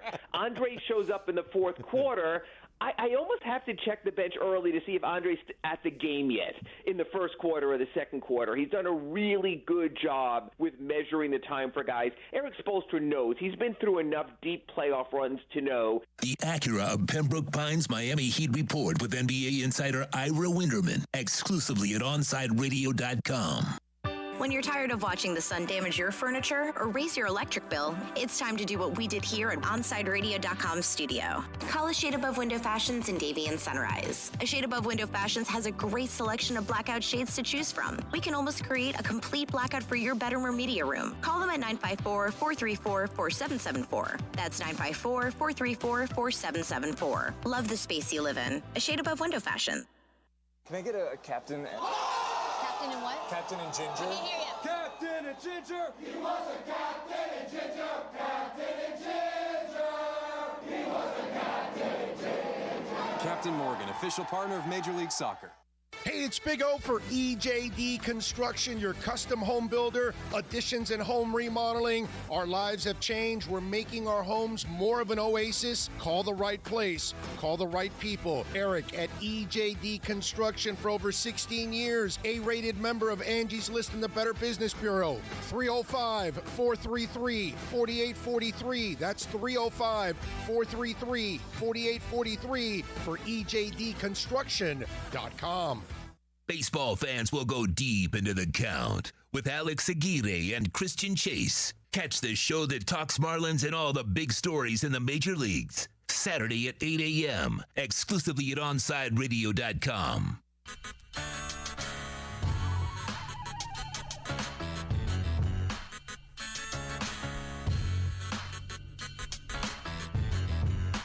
This is the Big O Show. All right, welcome back. I promised you Eric Edholm will be kind enough to join us now. You can follow him on Twitter like I and many others do at Eric_Edholm and catch his work there at Yahoo covering the NFL and the draft. Eric, first of all, apologies for the voice. I'm going through a little laryngitis type issue. I think I blew a vocal cord. So I appreciate you taking the time, and I'm sorry I'm torturing you with my voice. It was that Jalen Waddle pick that did it, right? You screamed as soon as you... That's it. Although I will tell you this, man. I got to be objective. Obviously, I've done this job for 31 stinking years already. But obviously, born and raised in South Florida, and I'm a weirdo, yes. I'm a real Floridian. I'm obviously a Dolphins fan. But I start looking at this offense now, and I expect a healthier Tua. I think people are going to freak out this year because they're going to see a stronger arm. They're going to see a more athletic dude because all he was rehabbing last year. This year he gets to work on his body in football. So I think he's going to be better. But when you give him Fuller and you give him Waddle, I just think those are the ingredients. They went from the slowest receivers in the NFL to having the fastest pair of wide receivers in the NFL. And I think that alone is really going to elevate this offense. And Tua will look like a completely different player physically and because of those additions. You agree or disagree? Yeah, I do agree. I mean, I still don't know what his ceiling is going to be. That's going to be the most interesting thing is over the next couple of years to see, what his high points are, how consistent he is. But I agree wholeheartedly. I think we made too much of his quote-unquote struggles last year because it was almost like the same folks who couldn't stop talking about the hip leading up to the draft forgot that it was basically 11 months from when he suffered the injury to when he got in the starting lineup. So, I mean, that's a pretty crazy comeback story there in its own right.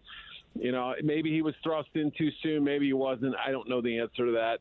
But I do know that an extra year of health and instead of rehabbing, spending the time learning the offense and in better conditions too, right? All the rookies last year were thrown into an awkward situation. But yeah, to your final point about adding speed, I mean, the beautiful thing about Waddle too, I mean, obviously Will Fuller, we know he can go over the top. That's, the 9 routes, the over routes, et cetera. Jalen Waddle can do that too, but he also can catch the bubble pass or the quick slant and take it a country mile as well. So that adds sort of 2 different layers of speed to the offense along with the guys they already have. All right, Eric, so what'd you think of the draft, man? You follow this thing big time. I have a ton of respect for what you bring to the table. Your thoughts on the Dolphins draft? Yeah, overall, I liked it. I mean, I wish they would have had an opportunity to draft Javonte Williams. That was a guy that I thought could make a lot of sense for them. And, they get leapfrogged by Denver. And we'll see if that ends up being a big deal or not. I think he's going to be a great fit in Denver. But, it's not as if the Dolphins can't find solutions there. I know they drafted Doak Slate and, they still have Myles Gaskin and others. But, we'll see how they work around that or if they add bodies to that position. But, I can't complain about them not getting a running back. I mean, their early picks made a lot of sense to me. We'll be kind of curious to see how the offensive line ends up shaking out and who lines up where. But, I mean, really overall, you add kind of depth and versatility at a lot of spots, too. Javon Holland's a really good player. I think I had some Dolphins fans a little bit, kind of up my tail a little bit with I named it my worst pick, and it was only because of the fact that they couldn't get Williams, who I thought would have been a great fit in that offense. But, I think, his ability to cover the slot, he can play in the traditional safety role. Good instincts, upside player who, had a shorter college career, but I think has some real untapped potential there. So Hunter Long, I like too. I mean, I think he'll be, competitive as a blocker and contribute as a receiver. He made some wild catches last year. He's going to be a fun one to watch, and another little PC connection for Brian Flores' team. I was talking with Alan Poupar, who covers the Dolphins for SI earlier on the show, and he does an excellent job. He has a thing. He thinks that both tight ends are going to be gone at the end of the year, and they'll keep Hunter. I don't think so. I think they're going to keep Gesicki. Smythe, I think, is gone because this kid can actually block and catch, whereas Smythe, you got to kind of still develop him as a pass catcher. I almost feel like they want to go with attacking tight ends, and because I think the cap is going to explode next year with the new TV money in full stadiums anyways, so I think they're going to have plenty of money next year to keep Gesicki. I have a feeling that they want to use two athletic tight ends to kind of counter what the Patriots are doing also. Yeah, you see a lot of teams that are kind of going to that approach. Not a lot, but more than we've seen maybe in recent years. And, back to what we saw, like you said, a generation ago with the Patriots, and now what they've added this offseason and for agency too. And, 12 personnel is hard to defend. Now, they may not be using that as their base offense, but you could see some really interesting combinations, especially if you're not enamored with your backs. You can go empty and still put multiple tight ends on the field and really cause some problems for a defense. That do you go base, do you go nickel, kind of stress them in different ways, and probably not base, but the point is, do you go nickel or dime is what I meant to say. So yeah, I mean, Long is one of those players who, granted, I grew up in Boston, so I always sort of keep one eye on Boston College. But, it wasn't just that he was sort of became the focal point of the passing game last year, but it was the way in which he caught passes that really impressed me, too. He could box out defensive backs and, provide a really nice target. He could leap and grab balls in the air. We know, obviously, Gesicki's athleticism allows him to do that. He was competitive as a run blocker, probably needs work as a pass blocker, but I like him. He was the top 100 player for me, and it really wasn't, that was no question when I put him in there. I think I had him at 81. So, the value was good, and those tight ends can end up being really valuable pieces, even if they don't rack up the receiving yards. Dude, I freaked out that he got a Rubik's Cube solved in 40-something seconds, and he built his first computer at the age of 13. So he builds computers now. He's in the middle of the interview. He was like, "Yeah, I'm in the middle of trying to build another one now." So anybody that can build a computer at 13 and solve a Rubik's Cube in 40-some seconds, the kid's got to be somewhat smart, right? Oh, yeah. I think you guys had who was the receiver who came from North Carolina, went to Philly, and then I think ended up in Miami, Mac Hollins. Oh, yes. One who he is a Rubik's. I sat down with him at the Super Bowl when the Eagles were there, and he was playing with a Rubik's Cube, and nobody was talking to him. They have all the tables set up with the players. So I just sat down and I said, well, what do we got here? And he was telling me he could do the same thing, right? And I kind of hate people like that because they're smarter than I am and they have an ability that I don't have. So jealousy is always going to come out. And I watched that. I mixed it up, like it was no tricks. He didn't have it like set up or anything. I twisted it 7 or 8 times and turned things around behind my back. And he solved it. And I just thought, well, just another person I can't appreciate because that's just too much jealousy for me. I just got pissed and took off the stickers and then put them back on and colors completely. And, that's it. That's steam it off in the shower, right? Yeah, exactly. That's it, bro. That's how I solved my. Now it took me a lot more than 40 seconds too, by the way, because that's it does become kind of a mess. Speaking of a mess, dude, what happens in Green Bay? Yeah, I mean, you could have me on 3 months from now. We might still be talking about the same issue. We don't know. I mean, I in the last couple of years, I've learned to kind of keep an eye on the betting markets with these things because Vegas knows and all that. But the Broncos appear to be the team that if Rodgers ever was to be moved, that's the one that probably makes the most sense, and they can make a big offer for him. They address just about every other position in the draft. They have Teddy Bridgewater, but Obviously they can move Drew Lock if they need to. But it really is a fascinating deal. I mean, I give Jimmy Garoppolo a lot of credit for how he's handled the Trey Lance thing. I think both parties, Aaron Rodgers and the Packers, could have done a better job of communicating things.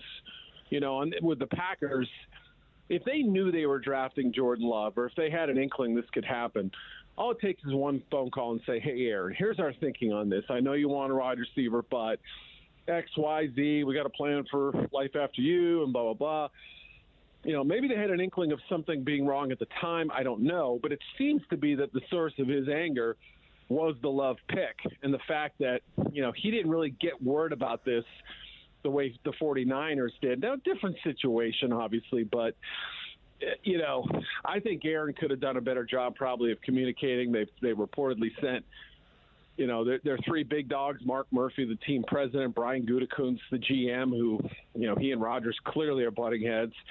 Matt LaFleur's made a trip out to California just to see if they can repair this thing. If you've made 3 trips with 3 different people and it feels as intractable as it is, or they're not going to make any progress, what hope is there for a few months to thaw things? I don't think that's going to be the solution. I just have no idea, but right now it feels like a standoff. Who was the most head-scratching pick for you in the first round? Probably Peyton Turner, 28 to the Saints. I mean, I heard a lot of Alex Leatherwood hatred. I feel pretty good about saying that I think there was at least one team in the 20s that would have taken him. So, maybe we're having that same discussion about Leatherwood going 20 whatever, and saying that was a reach too. But I felt like the criticism of the Leatherwood pick was a little rough for what it should have been. Whereas Peyton Turner, a lot of teams just sort of look at him and say, yeah, I mean, he's a talented kid. He's got this big wingspan. He really did improve last year, but, injuries and development has been a little bit on the slow side. And, really was just that, 5 or 6 game season he had last year that he was able to show, kind of tap into that talent a little bit. So, I don't know. Is that a first-round pick? I sort of viewed him as a, if you got him in the middle, late part of the second round, okay, that's better. But I just never considered him somebody that realistically should go in the first 32 picks, even though there had been plenty of pre-draft buzz. Hey, this is the guy who could go, top 40, maybe even sneak in around 1. So that's the one that I would point to at first, and then throw a few other picks out there. How about Trey Lance? Because while I love his talent, to do what San Francisco did to trade up and then pick a kid that's so green, I find that like these guys loved going to Vegas and playing the craps table.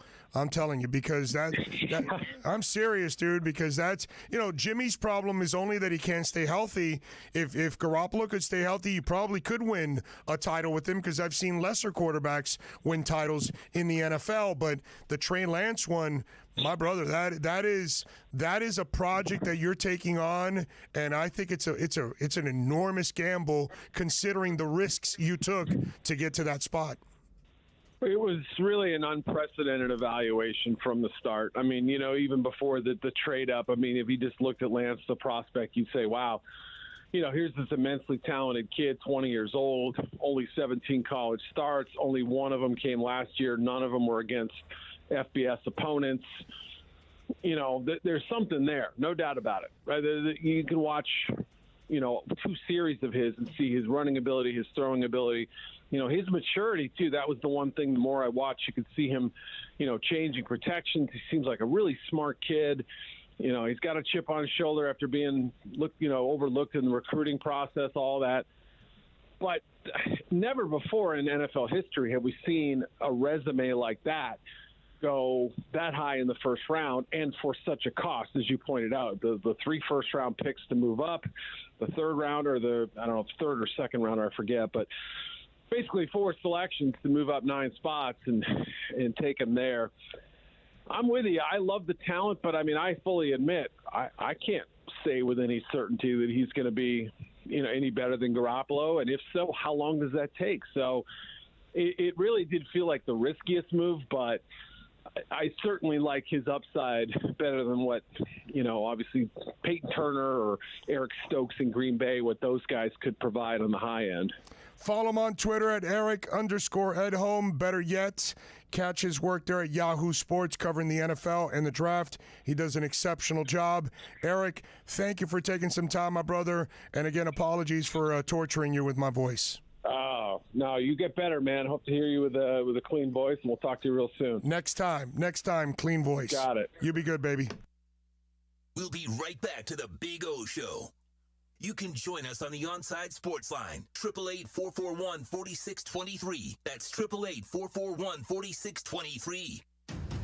Inter Miami fans, time to find out more about your favorite soccer team with OnSideRadio.com's IMCF Football Focus. Here's Austin Robillard. Questions and concerns have risen about one of Inter Miami's designated players in Rodolfo Pizarro and his performances in the first 3 matches of the season. Although the team as a whole is playing well, getting 4 points out of 3 matches, 2 of them having been on the road, Pizarro has gained a lot of critics because of the quality of his play not matching up to the team's performance and his other DP's performance. Maybe this triggers a move in the summer, or maybe this triggers something better to come for Pizarro throughout this 34-game season. Keep up with the latest on La Rosa Negra by subscribing on most platforms. Search OnSide Radio.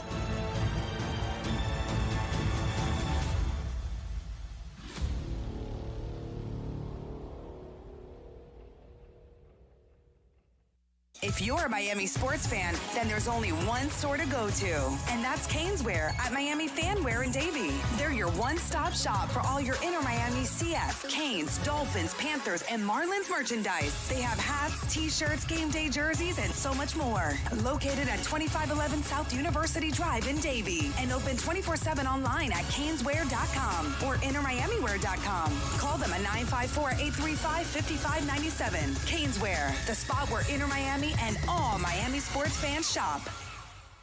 Hey, it's Big O. You know, air quality in your home or business is so important now, folks. That's why you've got to call M&S Air Conditioning. Let them install a high-efficiency polarized air filter in your AC unit that attracts, captures, and destroys biological contaminants to improve your air quality. M&S is always on call from 7:30 a.m. till 9 o'clock p.m. and, of course, emergency Sundays. Call for more info on high-efficiency air filters and their preventative maintenance plans. Visit M&S Air Conditioning at ac-florida.com. If you're looking for a change from the everyday restaurant, then you need to get to Checkers Old Munchin German Restaurant in Pompano Beach. Brats, Wiener Schnitzel, homemade potato pancakes, pretzels with mustard, and lots of German beer. Take their famous Boot Tour Challenge, and there's now outdoor seating available in their new beer garden with live music. Follow them on Facebook and Instagram at Checkers Old Munchin Restaurant, or call them for reservations or pickup at 954-785-7565. So get over to 2209 East Atlantic Boulevard in Pompano Beach to Zagat-rated Checkers Old Munchin German Restaurant. When you want a perfectly straight smile without braces, you can count on MoodiasDental.com. A stunning smile is within reach. Learn more about Invisalign. Find out why so many trust the Moodias family. Dr. Moodias is an inventor and has several patents on innovative surgical instruments that are used around the world. Experience a family environment and trust on a worldwide level. From implants to crowns to a beautiful Invisalign smile. Call 305-821-0231. That's 305-821-0231. Or go to the website at MoodiasDental.com. It's toast. Smartest thing I did last year? Called B&T Windows and Doors and had PGT custom windows and doors installed in my house. Listen, it's spring. That means before you know it, we'll be hearing about the tropics churning. That means you need to get your home and family protected today. Call B&T right now, and they'll get you installed ASAP with the best in the business, PGT Custom Windows and Doors. 954-233-0126 or bntwindowsanddoors.com. And P.S. Tell them you heard about them on OnSide Radio. You can connect with us at OnSideRadio.com by sending us a text at 844-416-8123. Save it on your cell phone, 844-416-8123. No better place to send your comments, ask questions, win prizes. OnSideRadio.com, the only choice for the South Florida sports fan.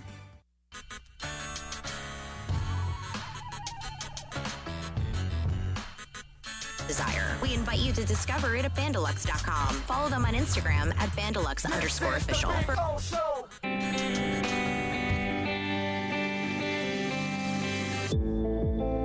All righty. Well, welcome back. We promised you we're going to talk to Franco Panizo, get a little a little soccer. I was just talking hockey with Donald right now, actually. We just obviously talked a little baseball with Christian Chase. Told you we talk a little Inter Miami with my man Franco Panizo, of course. And make sure you check him out at Miami Total Football, SBI Soccer. Franco, how you doing, my friend? I'm good, brother. I'm good. You got some good tunes going on there for this lovely Tuesday, so that's a good start, huh? Well, we need some tunes because my voice is hurting, and I apologize, first of all, for the voice because I am hurting big time. I got dealing with a little laryngitis, so I'm trying to fight through it, my brother, so I apologize for how terrible my voice sounds right now. But anyway. No, you sound great, man. You sound great. Wish you full health, speedy recovery ASAP. Yes, I need it. I've been dealing with this crap for 4 months now. All right, so first of all, how impressed were you with the draw on the road against a tough defensive team and all those players missing and then losing players throughout the game too? Yeah, it was a very good overall performance from Inter Miami, all things considered. Obviously not from the run of play. They didn't have the ball, but again, given what you just mentioned, they lost players during warm-ups, during the game.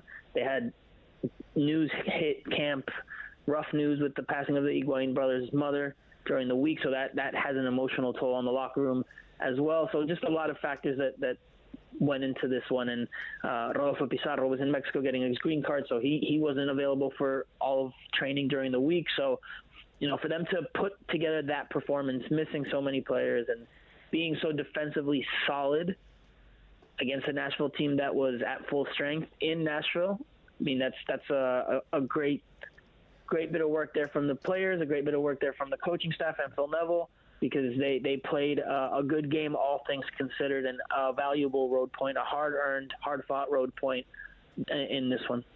I'm with you there. How impressed have you been with Neville compared to what you saw last year?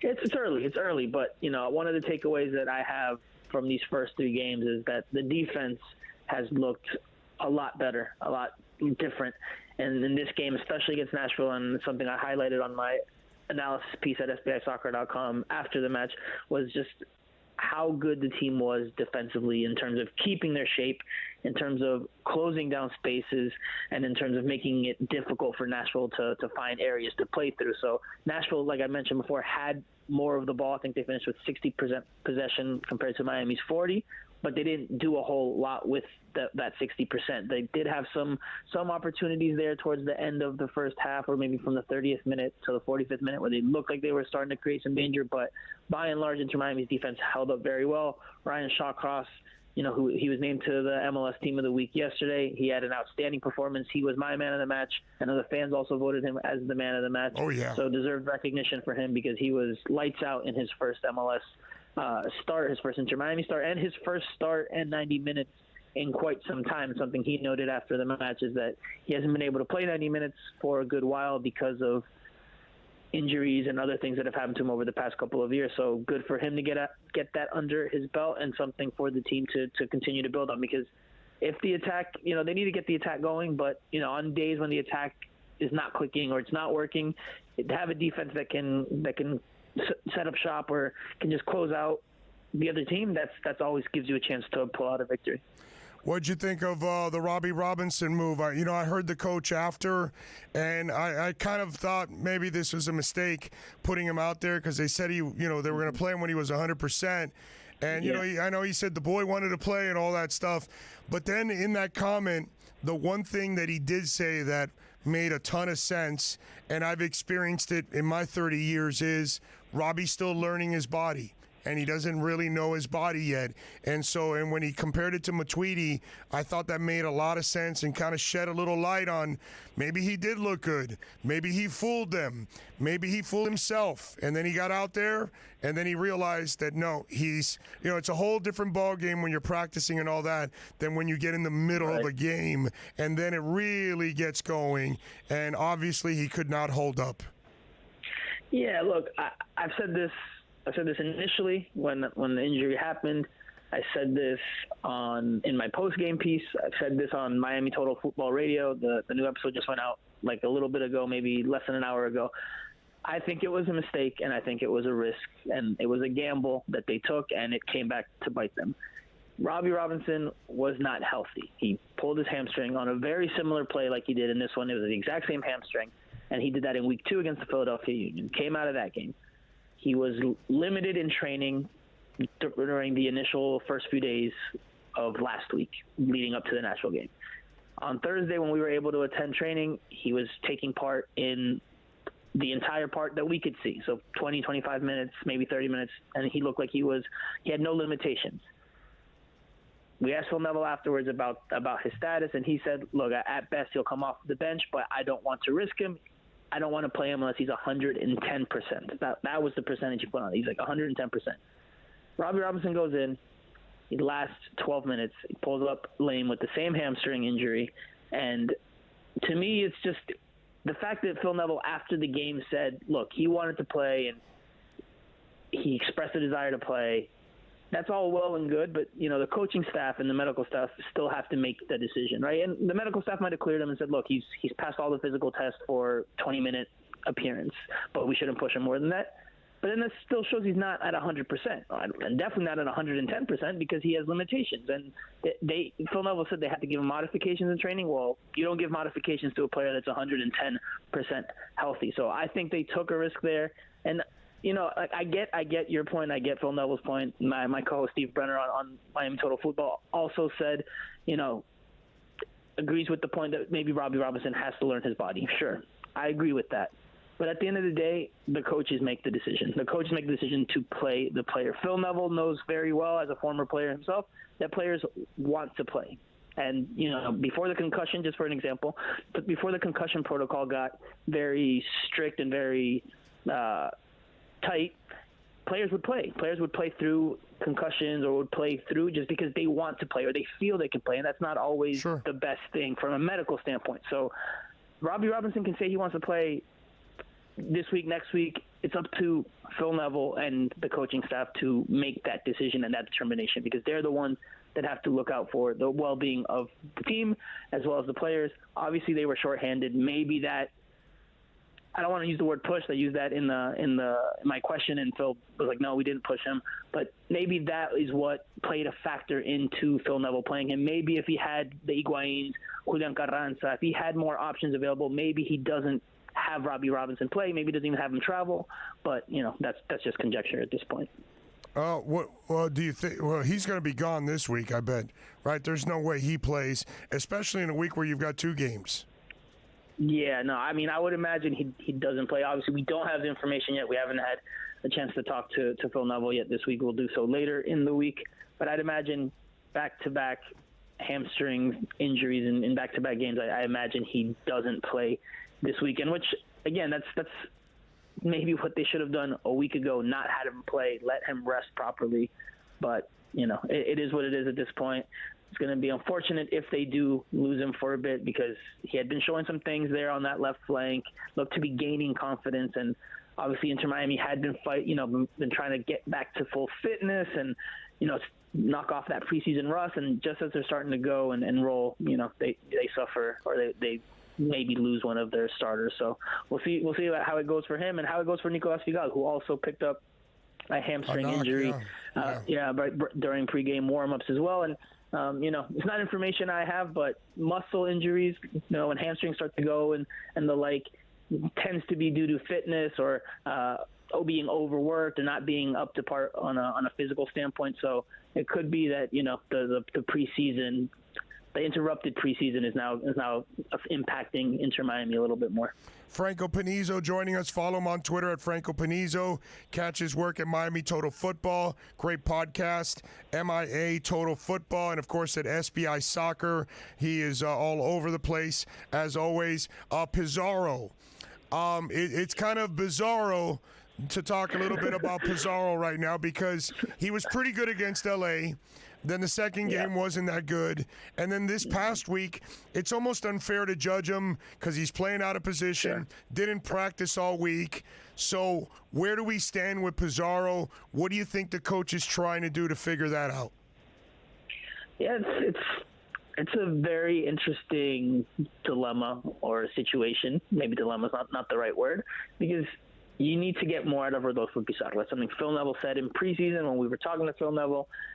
They need to get more out of Pizarro. He's a good technical player. I personally don't think he's a 10. I don't think that his characteristics, his qualities give to play the number 10 position, even though that's where he plays for Inter Miami and has played for most of his time here.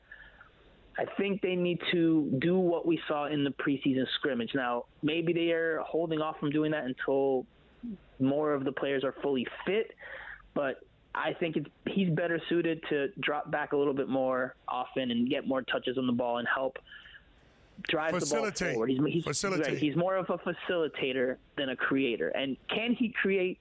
Yes, we saw that against the LA Galaxy. He played that great through ball in behind the defense, perfectly timed, got Gonzalo Higuain in on goal, and Higuain squares it off to Robbie Robinson, and Inter Miami went up 1-0 right before the halftime. So he has that in his game, but it's not something he does on a regular basis. He's not a creator. He's not a number 10. He's not a playmaker. He's not the guy who's going to pull the strings. He's more of a guy that will connect the defense to the attack, move the ball forward, occasionally give you some goals and some assists, but I don't think he's an out-and-out number 10. He's more of a number 8. So I think dropping him back, getting him some more touches on the ball, and facilitating plays more to his strength. So I think that's a possible solution, and maybe something we'll see later on once Inter Miami gets closer to full fitness. But that's just me speculating on the outside. They definitely need to get more out of him. Like, I think they also need to get more out of Matuidi, because if they're, you need to he was MLS. He was awesome in the LA game. Matuidi or Pizarro? Yes. No, Matuidi. I thought he played really well in the LA game. You didn't think so? No, I think he. I think out of the three, the LA game was probably his best game. I'm trying to remember the Union game, but. That said, I still think they need more from him. I think if you're going to the Union game, I thought he had a pretty good first half. Now that I think about it, yeah, he moved the ball forward well. Yes. He moved the ball forward well, from what I'm remembering. But defensively, and I know that's why part of the reason why they went and got Gregori this offseason. But defensively, I still don't see enough from Matuidi. And I'm not saying he has to be Gregori, but he needs to be tighter to his marks. Just show a little more recognition and awareness. You saw it in one play in this game against Nashville on a quick transition where.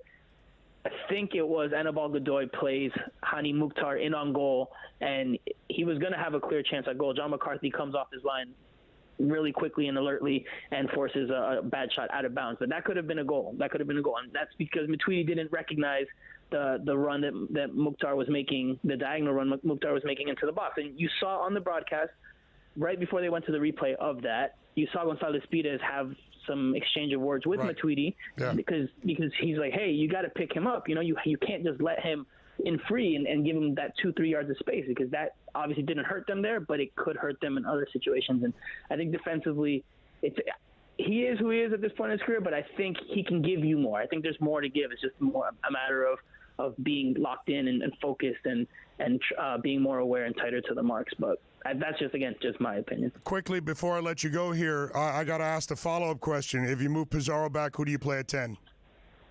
Well, so I think they're going to do like a hybrid type of role for him. I don't, Federico Higuain is more of a 10. He is a 10. But he can't play 90 minutes.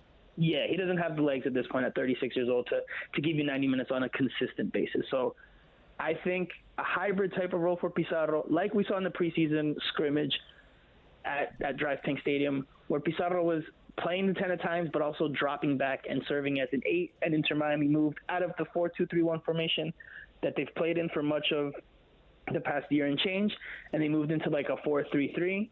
You have more of a triangle in the midfield, and then your two wingers stay really high. I think that could be something we do see. But again, I think it comes down to fitness, where guys are, and I think that's going to take some time, especially now that some players are injured and we don't know, what their statuses are just yet. So I think that's a possible solution for Pizarro. I think that that could maybe better suit him and the team. But at the end of the day, it's what Phil Neville sees, what he wants out of his team, how he wants his team to play. And if they can't get more out of Pizarro in the next few months, then a possible solution is to maybe start looking at how to part ways with him. Because again, you have to take into consideration he's a player that was very close with Diego Alonso.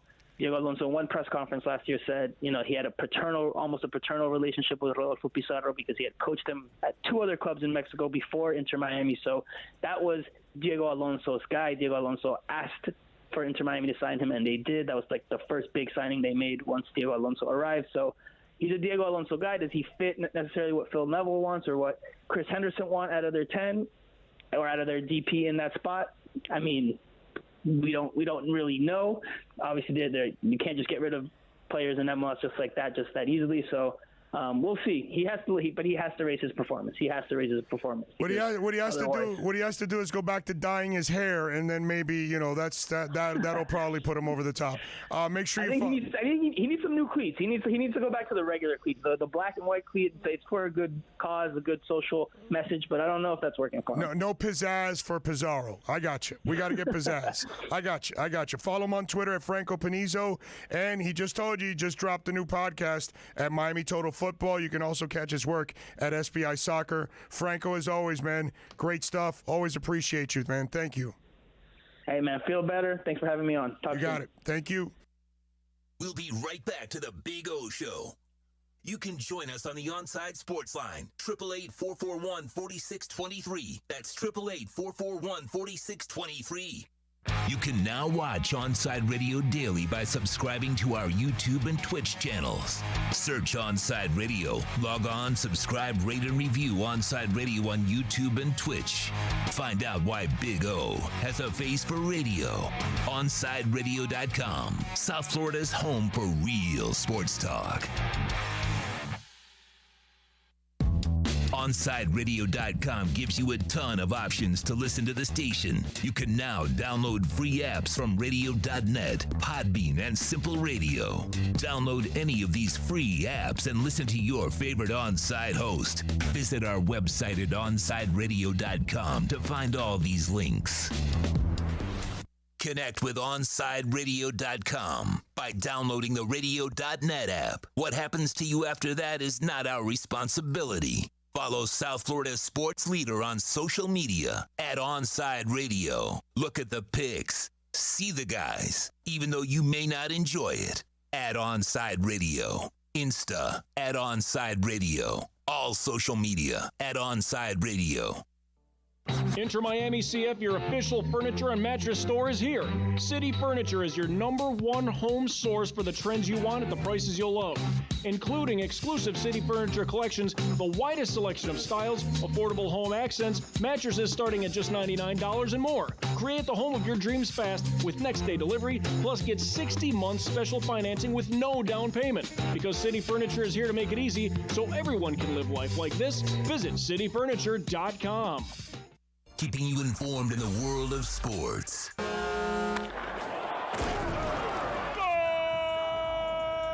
With an OnSideRadio.com sports update.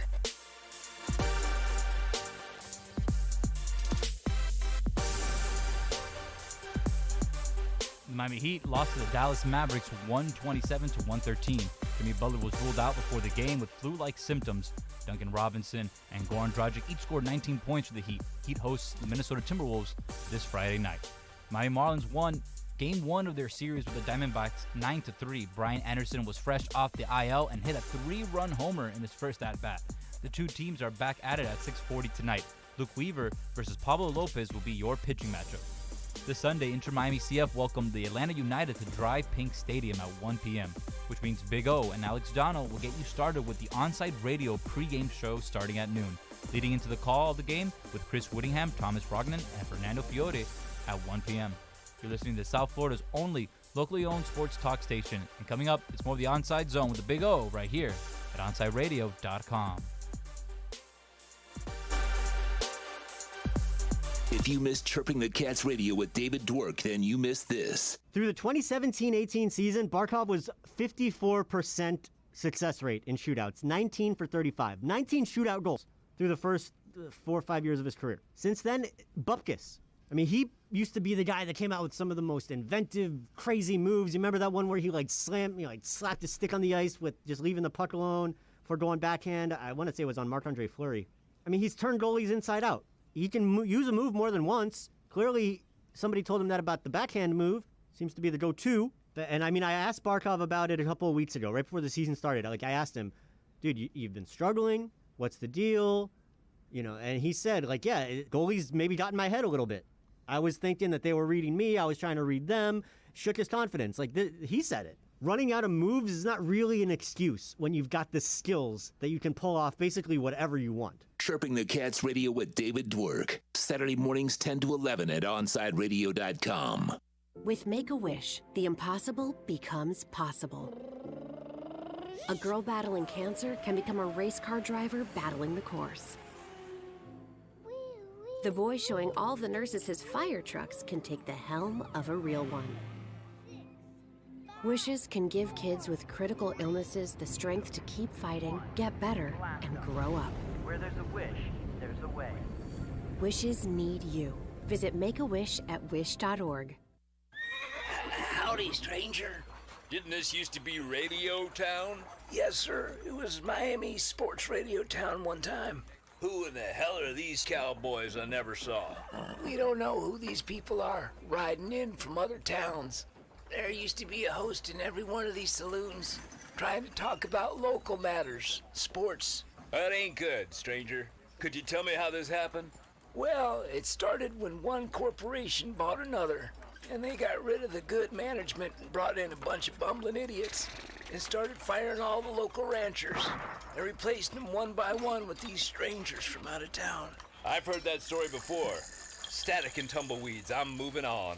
South Florida's choice for sports talk. OnSideRadio.com. Now streaming online. OnSide Radio, the only choice for the South Florida sports fan.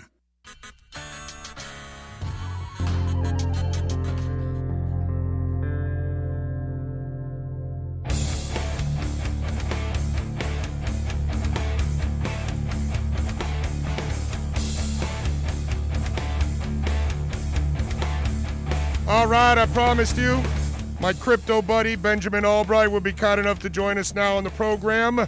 You can follow him on Twitter, like I and many others do, at Albright NFL, and catch his work, of course, covering the NFL and the Denver Broncos. Ben, did you get in on that crow dip? I did, actually. I managed to get out of Doge at 70 cents and hit that crow dip. You're awesome, dude. You're smart. Right? I mean, so many people really, the Dogecoin is like one of those things that people really don't understand, that there's no technology. There's really nothing behind it, but the hype has been amazing, the way it has taken it to a market cap of, what is it, like 60 billion now or something like that? I mean, it's crazy where it's at now. Yeah, Doge is basically Litecoin with no hard cap on the number that can be printed, which means it's actually not good in terms of being an investment. But the FOMO has turned it into a coin that's worth more than the Ford Motor Company. I know it is awesome. It's really it's really something that you can't explain. And I almost tell people Doge is kind of like what Biden's doing now, just printing bills out of, going crazy with it and maybe hurting the dollar. Doge is kind of the same way. What you and I invest in Crow, that's the currency that really is going to matter down the line, actually. That's what I think. Yeah, and it's because it's such a great exchange coin for and with the company that it's with, it allows for a lot of flexibility, and the way that they've done that with the burning the old, it helps keep the supply low. So that's kind of where I'm at right now. And then you can stake it, and you can get a lot back off your stake if you want to make a little extra money. I'm staking, baby. I'm staking. I'm with you there. Yeah, they eliminated, I believe, like 40% of of their coin. So the rest is obviously going to be sold, and then it'll start to really climb when it's all said and done. All right, Ben. So let's first of all, former Miami Dolphin Juwan James. Broncos a little bit in a tough position there, and so is Juwan James. Blew his Achilles. Looks like he's out for the season. What's the next step, and what are they doing? Is the team going to hold it against him? How are they going to handle this? Well, they sent out that memo April 14th when the players threatened these boycotts over the OTAs across the board. The league sent out this memo like, hey, if you're working out away from team facilities, you're not going to be covered by the insurance. And, Juwan James is the first person to really come up that's a big money ticket, lost a bunch of money off this. I'll tell you, the players were not in agreement on this thing either. This was something that they presented a unified front on, but they were not in agreement on skipping these OTAs, and there's a lot of pushback right now within the Players Association about this. I would imagine. So for Juwan James, does he still end up a Bronco down the line, or could they end up releasing him here when it's all said and done? Well, it's tough. They've got about 5 different options here, from the NFI list to an injury settlement to outright release or just keeping him. I think they'll wind up releasing him with some type of settlement. I don't think he was going to be here in Denver beyond this season anyway. But as it stands right now, they've got their options in front of them, and they want to take their time making sure they make the right decision. All right, Ben, let's talk a little draft. Dolphins I think they were set on Javonte Williams. And Denver ends up making the trade up one spot ahead of Miami and gets the running back. Talk a little bit about that story. Well, I'll say this: Denver and Miami had an interesting relationship this draft. The Broncos were kind of waiting on Jalen Phillips, see if he would fall a little bit, and obviously Miami scooped him up in the first round, and then you come to the second round. The Broncos they kind of had their eye on the same target there. Broncos got a little bit of intel and moved up, made a trade up to go ahead and get Williams because they knew they needed to get ahead of Miami. Miami had 2 names on their docket there. It was Williams and Holland, and they got their second name there with Holland, so they still got a good player. Yeah, no, I'm actually a big Javon Holland fan. I think he's going to be a terrific player at the next level. So let me ask you something, because you follow the draft as much as anybody. Your thoughts on Jalen Phillips, because he's in our backyard. And I love the player, but I was still concerned a little bit about the concussions. But when I called around the league and talked to people, they kind of told me, nah, it's not a big deal. It's not the kind of issue that people make it out. And because one of them was a motorcycle accident, it wasn't necessarily, on the field, I think people aren't holding it so much against him. What do you know about the Phillips kid? Well, medicals is what pushed him down as far as he was. He probably would have been the first defensive player off the board in this draft had he been, had everybody been okay with the medicals. He's a very, very talented player, and so I think everybody's rooting for him, hoping that stuff, is in the past and doesn't rear its head up anymore. And like I said, he probably would have been a top 10 pick if it hadn't been for those concussions in the first place. What's grades are silly at this point. You and I know that you really can't measure a draft for a couple years. But your thoughts overall on the Dolphins draft? I thought it was pretty good. I like what the Dolphins have done since the new regime's been in there. I think they're building towards something special. It's an interesting division with a kind of a descending Patriots team, and you've got an ascending Bills team, and who knows what the Jets are going to be now that boat anchor Adam Gase is gone. So it's a fun division in the A. It's not a bunch of it's not the Patriots and a bunch of also-rans anymore. So I like Brian Flores. He was a finalist for the job here in Denver. I thought he was kind of my preferred candidate. So, I like to see him succeed somewhere else. All right. So the Aaron Rodgers mess. Denver apparently was in the mix. What's going on? Anything behind the scenes? Because obviously Denver already made one play for him. Well, sort of. So that's the thing. There were some reports out there that weren't exactly accurate with that Aaron Rodgers situation. The Broncos hadn't had any official contact with the Packers until this past weekend. There's not really a formal offer out there. The Packers are still saying they're committed to Aaron Rodgers, the same way the Cardinals said they were committed to Josh Rosen right before they drafted Kyler Murray. But it's a situation where I think that the Broncos are very interested. Rodgers is very interested. It's just going to be a question to see who blinks. If Green Bay does blink, or if they call this bluff and say, "Hey, you know what? Retire. We're not letting you go anywhere else." What do you think about the tampering talk now between the Broncos and the Niners with Aaron Rodgers? I don't know that that's tampering per se, because Aaron Rodgers' camp leaked out to the Niners to come get me, and so they made an offer to the Packers at that point. They made a formal offer. I don't think that there's been any particular tampering per se. I think it's just Aaron Rodgers reaching out on his end, trying to get somebody to come get him. I think teams are very cognizant of that because it's a very high-profile player. So, Ben, let me ask you something. How in the hell does it make sense for Green Bay to hang on to him? If he is dead set on sitting out, and let's go with a crypto type of analogy here, he right now is an ascending asset that you can get a lot for. If the guy sits out for a year and you want to call his bluff like Terry Bradshaw, who still thinks he's in the 70s, you're going to lose a lot if you're the Packers, if you let him sit out a year and then all of a sudden you come to the realization, okay, maybe he's not coming back, we got to trade him. I mean, why waste any time now? You had an opportunity where you knew where all the draft picks were right before this draft. Now your next trade, whoever you trade with, you really don't know what kind of draft picks you're getting in return now. Now you've actually lost out on an opportunity in a way. In other words, you lost out on the dip and you couldn't buy. Now what's the next step for him? How do they really take on his bluff and succeed with this when people will offer you the world for this guy right now? Yeah, that's the thing. I think they're in a situation where they feel like that they can repair this relationship. But if you look at Aaron Rodgers' history, he's not one to repair relationships. I mean, the man cut off his own family, for goodness sake. I think that if you're the Packers, you're kind of delusional at this point. But they're stuck between a rock and a hard place. They passed the draft. They didn't get another quarterback. Jordan Love's not ready to play. And so there's kind of this other situation here where, they don't know what they're going to do. And so I think that they need to come together and realize that this situation is probably broken beyond repair, get the assets they can, and allow themselves to be in the market for another quarterback. Maybe Deshaun Watson get his situation cleared up, and they're able to salvage that and come away with Watson plus some draft picks for Aaron Rodgers. Yeah, that's the crazy part. You look at what's going on there with Aaron Rodgers. How about the Deshaun Watson situation? Do you know anything there on what's going on? How long is the timetable for that mess?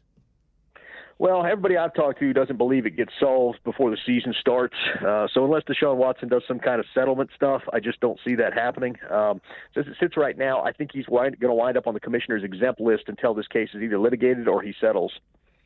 Well, how's the quarterback position for the team this year? Talk to me a little bit about that situation right now, because you got the young guy. They brought in Bridgewater. What are they going to do?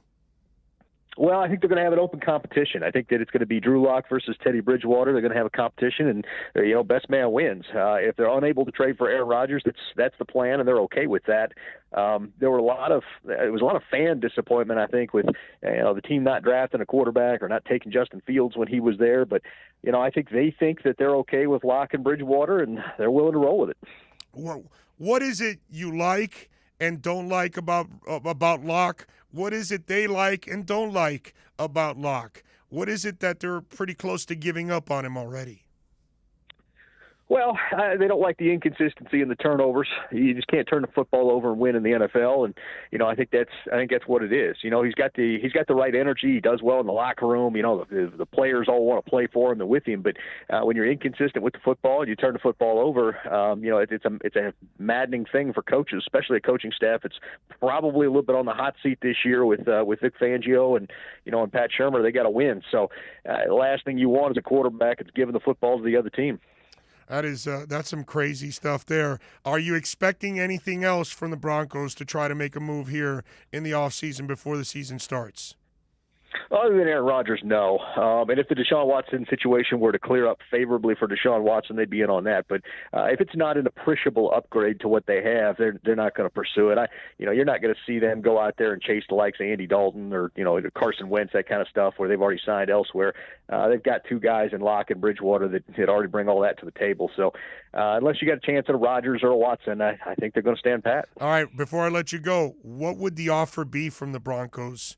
Give me a ballpark type of offer you think they would have to give in order to get Rodgers. I think you're looking at minimum probably 2 first-round picks, another mid-round pick, maybe a wide receiver like Deshaun Hamilton. And then, you're probably looking at Teddy Bridgewater getting thrown back there, so they got a bridge quarterback, and then probably another player like a Bradley Chubb or a Draymond Jones, a defensive player on a rookie deal that's an ascending player. Would desperation set in for the Broncos a little bit, because they know if they add Aaron Rodgers, they're a Super Bowl contender with that defense? I think so. I think they would certainly look into that, and I think a deal like that would certainly be close to the mark and getting it done. All right, follow him on Twitter at Albright NFL for everything NFL and crypto too, man. He's our crypto bro, which, by the way, that hashtag you came up with was absolutely money, brother. I've been stealing it and using it. Thank you very much for that one. Yeah, happy Merry Christmas. That'll be my Christmas present to you. You're a stud. Drinks on me when I see you in the Combine next year. You be good, my man. Let's do it. All right, baby. Be good. There you go. Benjamin Albright, insider, NFL insider, Broncos writer. He's really, really good. He's a really good follow on Twitter, man. So follow him there. Always great insight. Let's take a break. The crossover with the legend, Alex Dano, is next. We'll be right back to the Big O Show. You can join us on the OnSide Sports Line, 888-441-4623. That's 888-441-4623. What do sports radio AM stations sound like to us? The same as they sound to you. South Florida's choice for sports talk. OnSideRadio.com. Hey, it's Big O for EJD Construction, your custom home builder, additions and home remodeling. Our lives have changed. We're making our homes more of an oasis. Call the right place. Call the right people. Eric at EJD Construction for over 16 years. A-rated member of Angie's List in the Better Business Bureau. 305-433-4843. That's 305-433-4843 for EJDconstruction.com. Hey, it's Big O.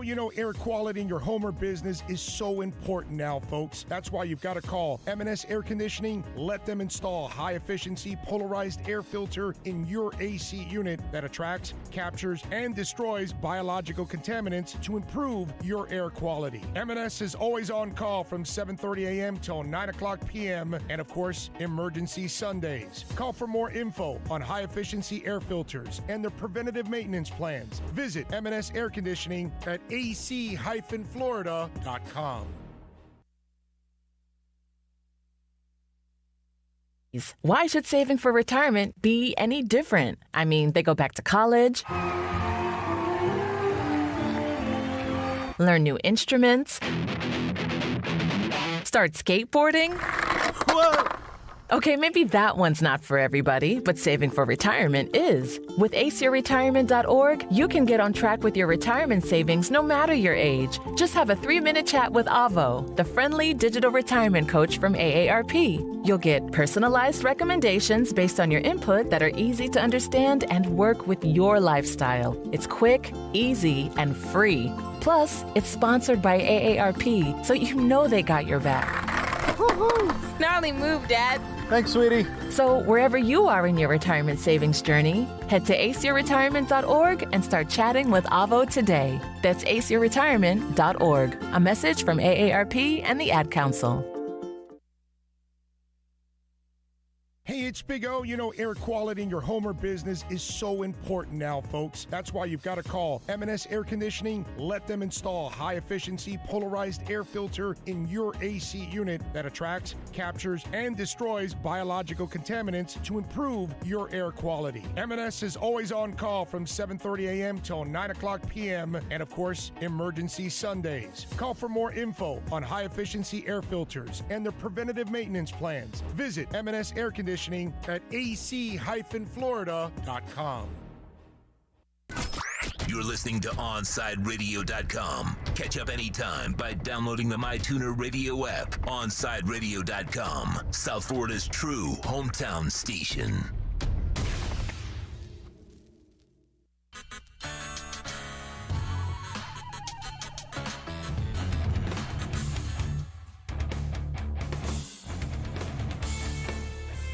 All right, we're back here on the program, final segment of the show, and of course we always hand it off to Alex Dano, the man, the myth, the legend. We thank, by the way, Mr. Wilson for joining us, and we also thank Mr. Winderman for joining us here on the program. If you missed any of those interviews with Aaron or Ira, make sure you go over to our podcast and you can check it out and you can listen to them all over again.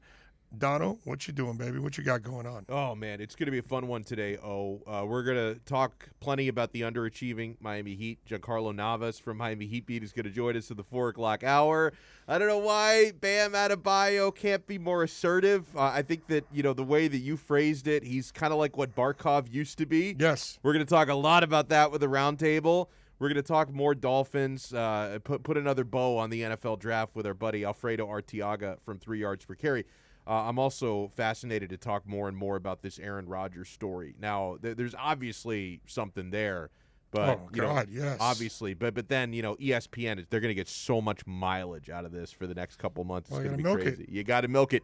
We're going to milk it today. And then at the 5 o'clock hour, I was talking to Albright about it because his team is in the middle of it, the Broncos. That's right. I think that's where he's going to end up. Yeah. Because I missed part of that with Albright. Does he think it's going to happen there this year? He's with the not Broncos? sure yet. He's not certain if it'll happen. He thinks they'll be in the mix if it becomes available. He thinks that if Rodgers or Deshaun become available, they will try to get in the mix for either guy. Even Deshaun, huh? Yeah. Oh, because I think he's assuming. He's not assuming. He's telling you that they'll get in it if he's cleared. You know what I mean? The thing is, and this is just me talking here, and I've talked about this on my show. Even if he's cleared, to me, he's not cleared. I think the guy's a creep. Right. Right, No, because I'm with you, but we're talking about the NFL. I don't want him representing my franchise. I mean, it's like Leonard Little killed a woman. Yeah, true. DUI. True. 8 months later, he's playing for the Titans. Ray Rice hit his girlfriend. And I'm convinced they knew about this video. Yeah. Please, dude. NFL security, come on, bro. They probably tried to hide it. Exactly. And then once it became public, they couldn't hide it. And then they went. So this is a league that has done a lot of shady stuff over the years with certain players. I just would not be surprised that if he's cleared, they'll use that as the hook. Yeah. You know what I mean? Well, what I was saying yesterday is if Deshaun Watson, and you're right, he's going to play in the NFL again, whatever team he ends up with, it should be in his contract. He can only receive massages from a large Swedish man named Hans, and that's it. Bro, you can't. We're going to be checking your phone. We're going to be checking your Instagram. You can't be feeding your addiction. Facility only. We've got you a large Swede with very big hands. His name is Hans. This is the only person who will ever massage you again. I'm Hans and Franz, and we're here to massage you up. Exactly. Oh, so man. you give him Hans and Franz, and then that's it. Yeah, it's true. So that way he'll always have a backup. Hans not available, Franz might be available. And if he tries to get handsy with Hans and Franz, these guys are big. They're going to fight back. They will flex. They will flex. So what do you got going on today? Oh man, so yeah, we're going to talk. We're going to talk plenty of Heat, Dolphins. I'm starting to have Panthers withdrawals already. They don't play again until Saturday. I know it's going to be really an important matchup, right? And you have a very good idea that you're going to be facing Tampa Bay in the first round, which is who you face Saturday. So this game now becomes about who's going to have home ice advantage, right? Because whichever team finishes second versus third is going to have 4 out of 7 at their place. So I'm hoping the Panthers can, and they've been pretty good against the Lightning this year. Sure. They've been a lot better against the Lightning than they've been against Carolina. So hopefully we can get a big victory on Saturday and kind of pave our way for the Florida Panthers to getting home ice advantage in the first round. I love it. All right, so listen, I'll be listening. I'm going over to a sports bar now. And I'll be listening. Just do me a favor, because after a day like today, talk about anything you want in the world. Just don't talk about polyps. I've heard enough about polyps. I don't know under any circumstances why I would ever talk about polyps. Just want to make sure. I just want to lay the ground. You know I don't limit you to talk about anything. I let you talk about all sports because you are so well rounded. It's better for the listener that you can talk about everything. Just don't talk about polyps. I had a whole hour planned on polyps at 4 o'clock, and now I've got to completely redo my show sheet now. That's it. So Alex, scramble, find some fill-in, baby. No polyps at 4. All right, stay tuned, Mr. Polyp. Feel better, by the way. I feel great. It's just I got to get that thing out of my. Some guy goes, Rosendo goes, hey, you just need to gargle hot water. And I go, bro, that's not going to kill the polyp. That ship has sailed already. It's done. I can do all the honey I want and lemon and warm water and salt and all that. It's not going to help, dude. It's a polyp. We need to operate, unfortunately. All right, the operator, Alex Dano, is next.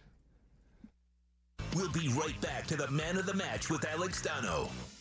You can join us on the OnSide Sports Line, 888-441-4623. That's 888-441-4623. You're listening to the home of Inter Miami CF. His strike is a decent one. It's fired into the top right corner. Gonzalo Higuain opens his account for Inter Miami. OnSideRadio.com, where the passion for La Rosa Negra runs deep. Download the Radio.net app and listen to OnSide Radio in every Inter Miami CF game. OnSideRadio.com, your home for Inter Miami soccer. Let's raise a cup to the first among us who put themselves last. To the risk takers, the mask makers, the heroes on the front line and online. To the ones keeping shelves full and keeping us hopeful. To those who don't stop and those making all the stops. To the ones who pick up, suit up, and never let us down. From all of us at Duncan to all the heroes keeping everyone running, we thank you. You're listening to this station with more live and local sports talk than anyone else in South Florida. OnSideRadio.com, broadcasting from South Florida to the world. Welcome back to the Man of the Match with Alex Dano. It's all yours. Just keep it right here. You can reach out anytime on the OnSide Sports Line, 888-441-4623. That's 888-441-4623. Yeah!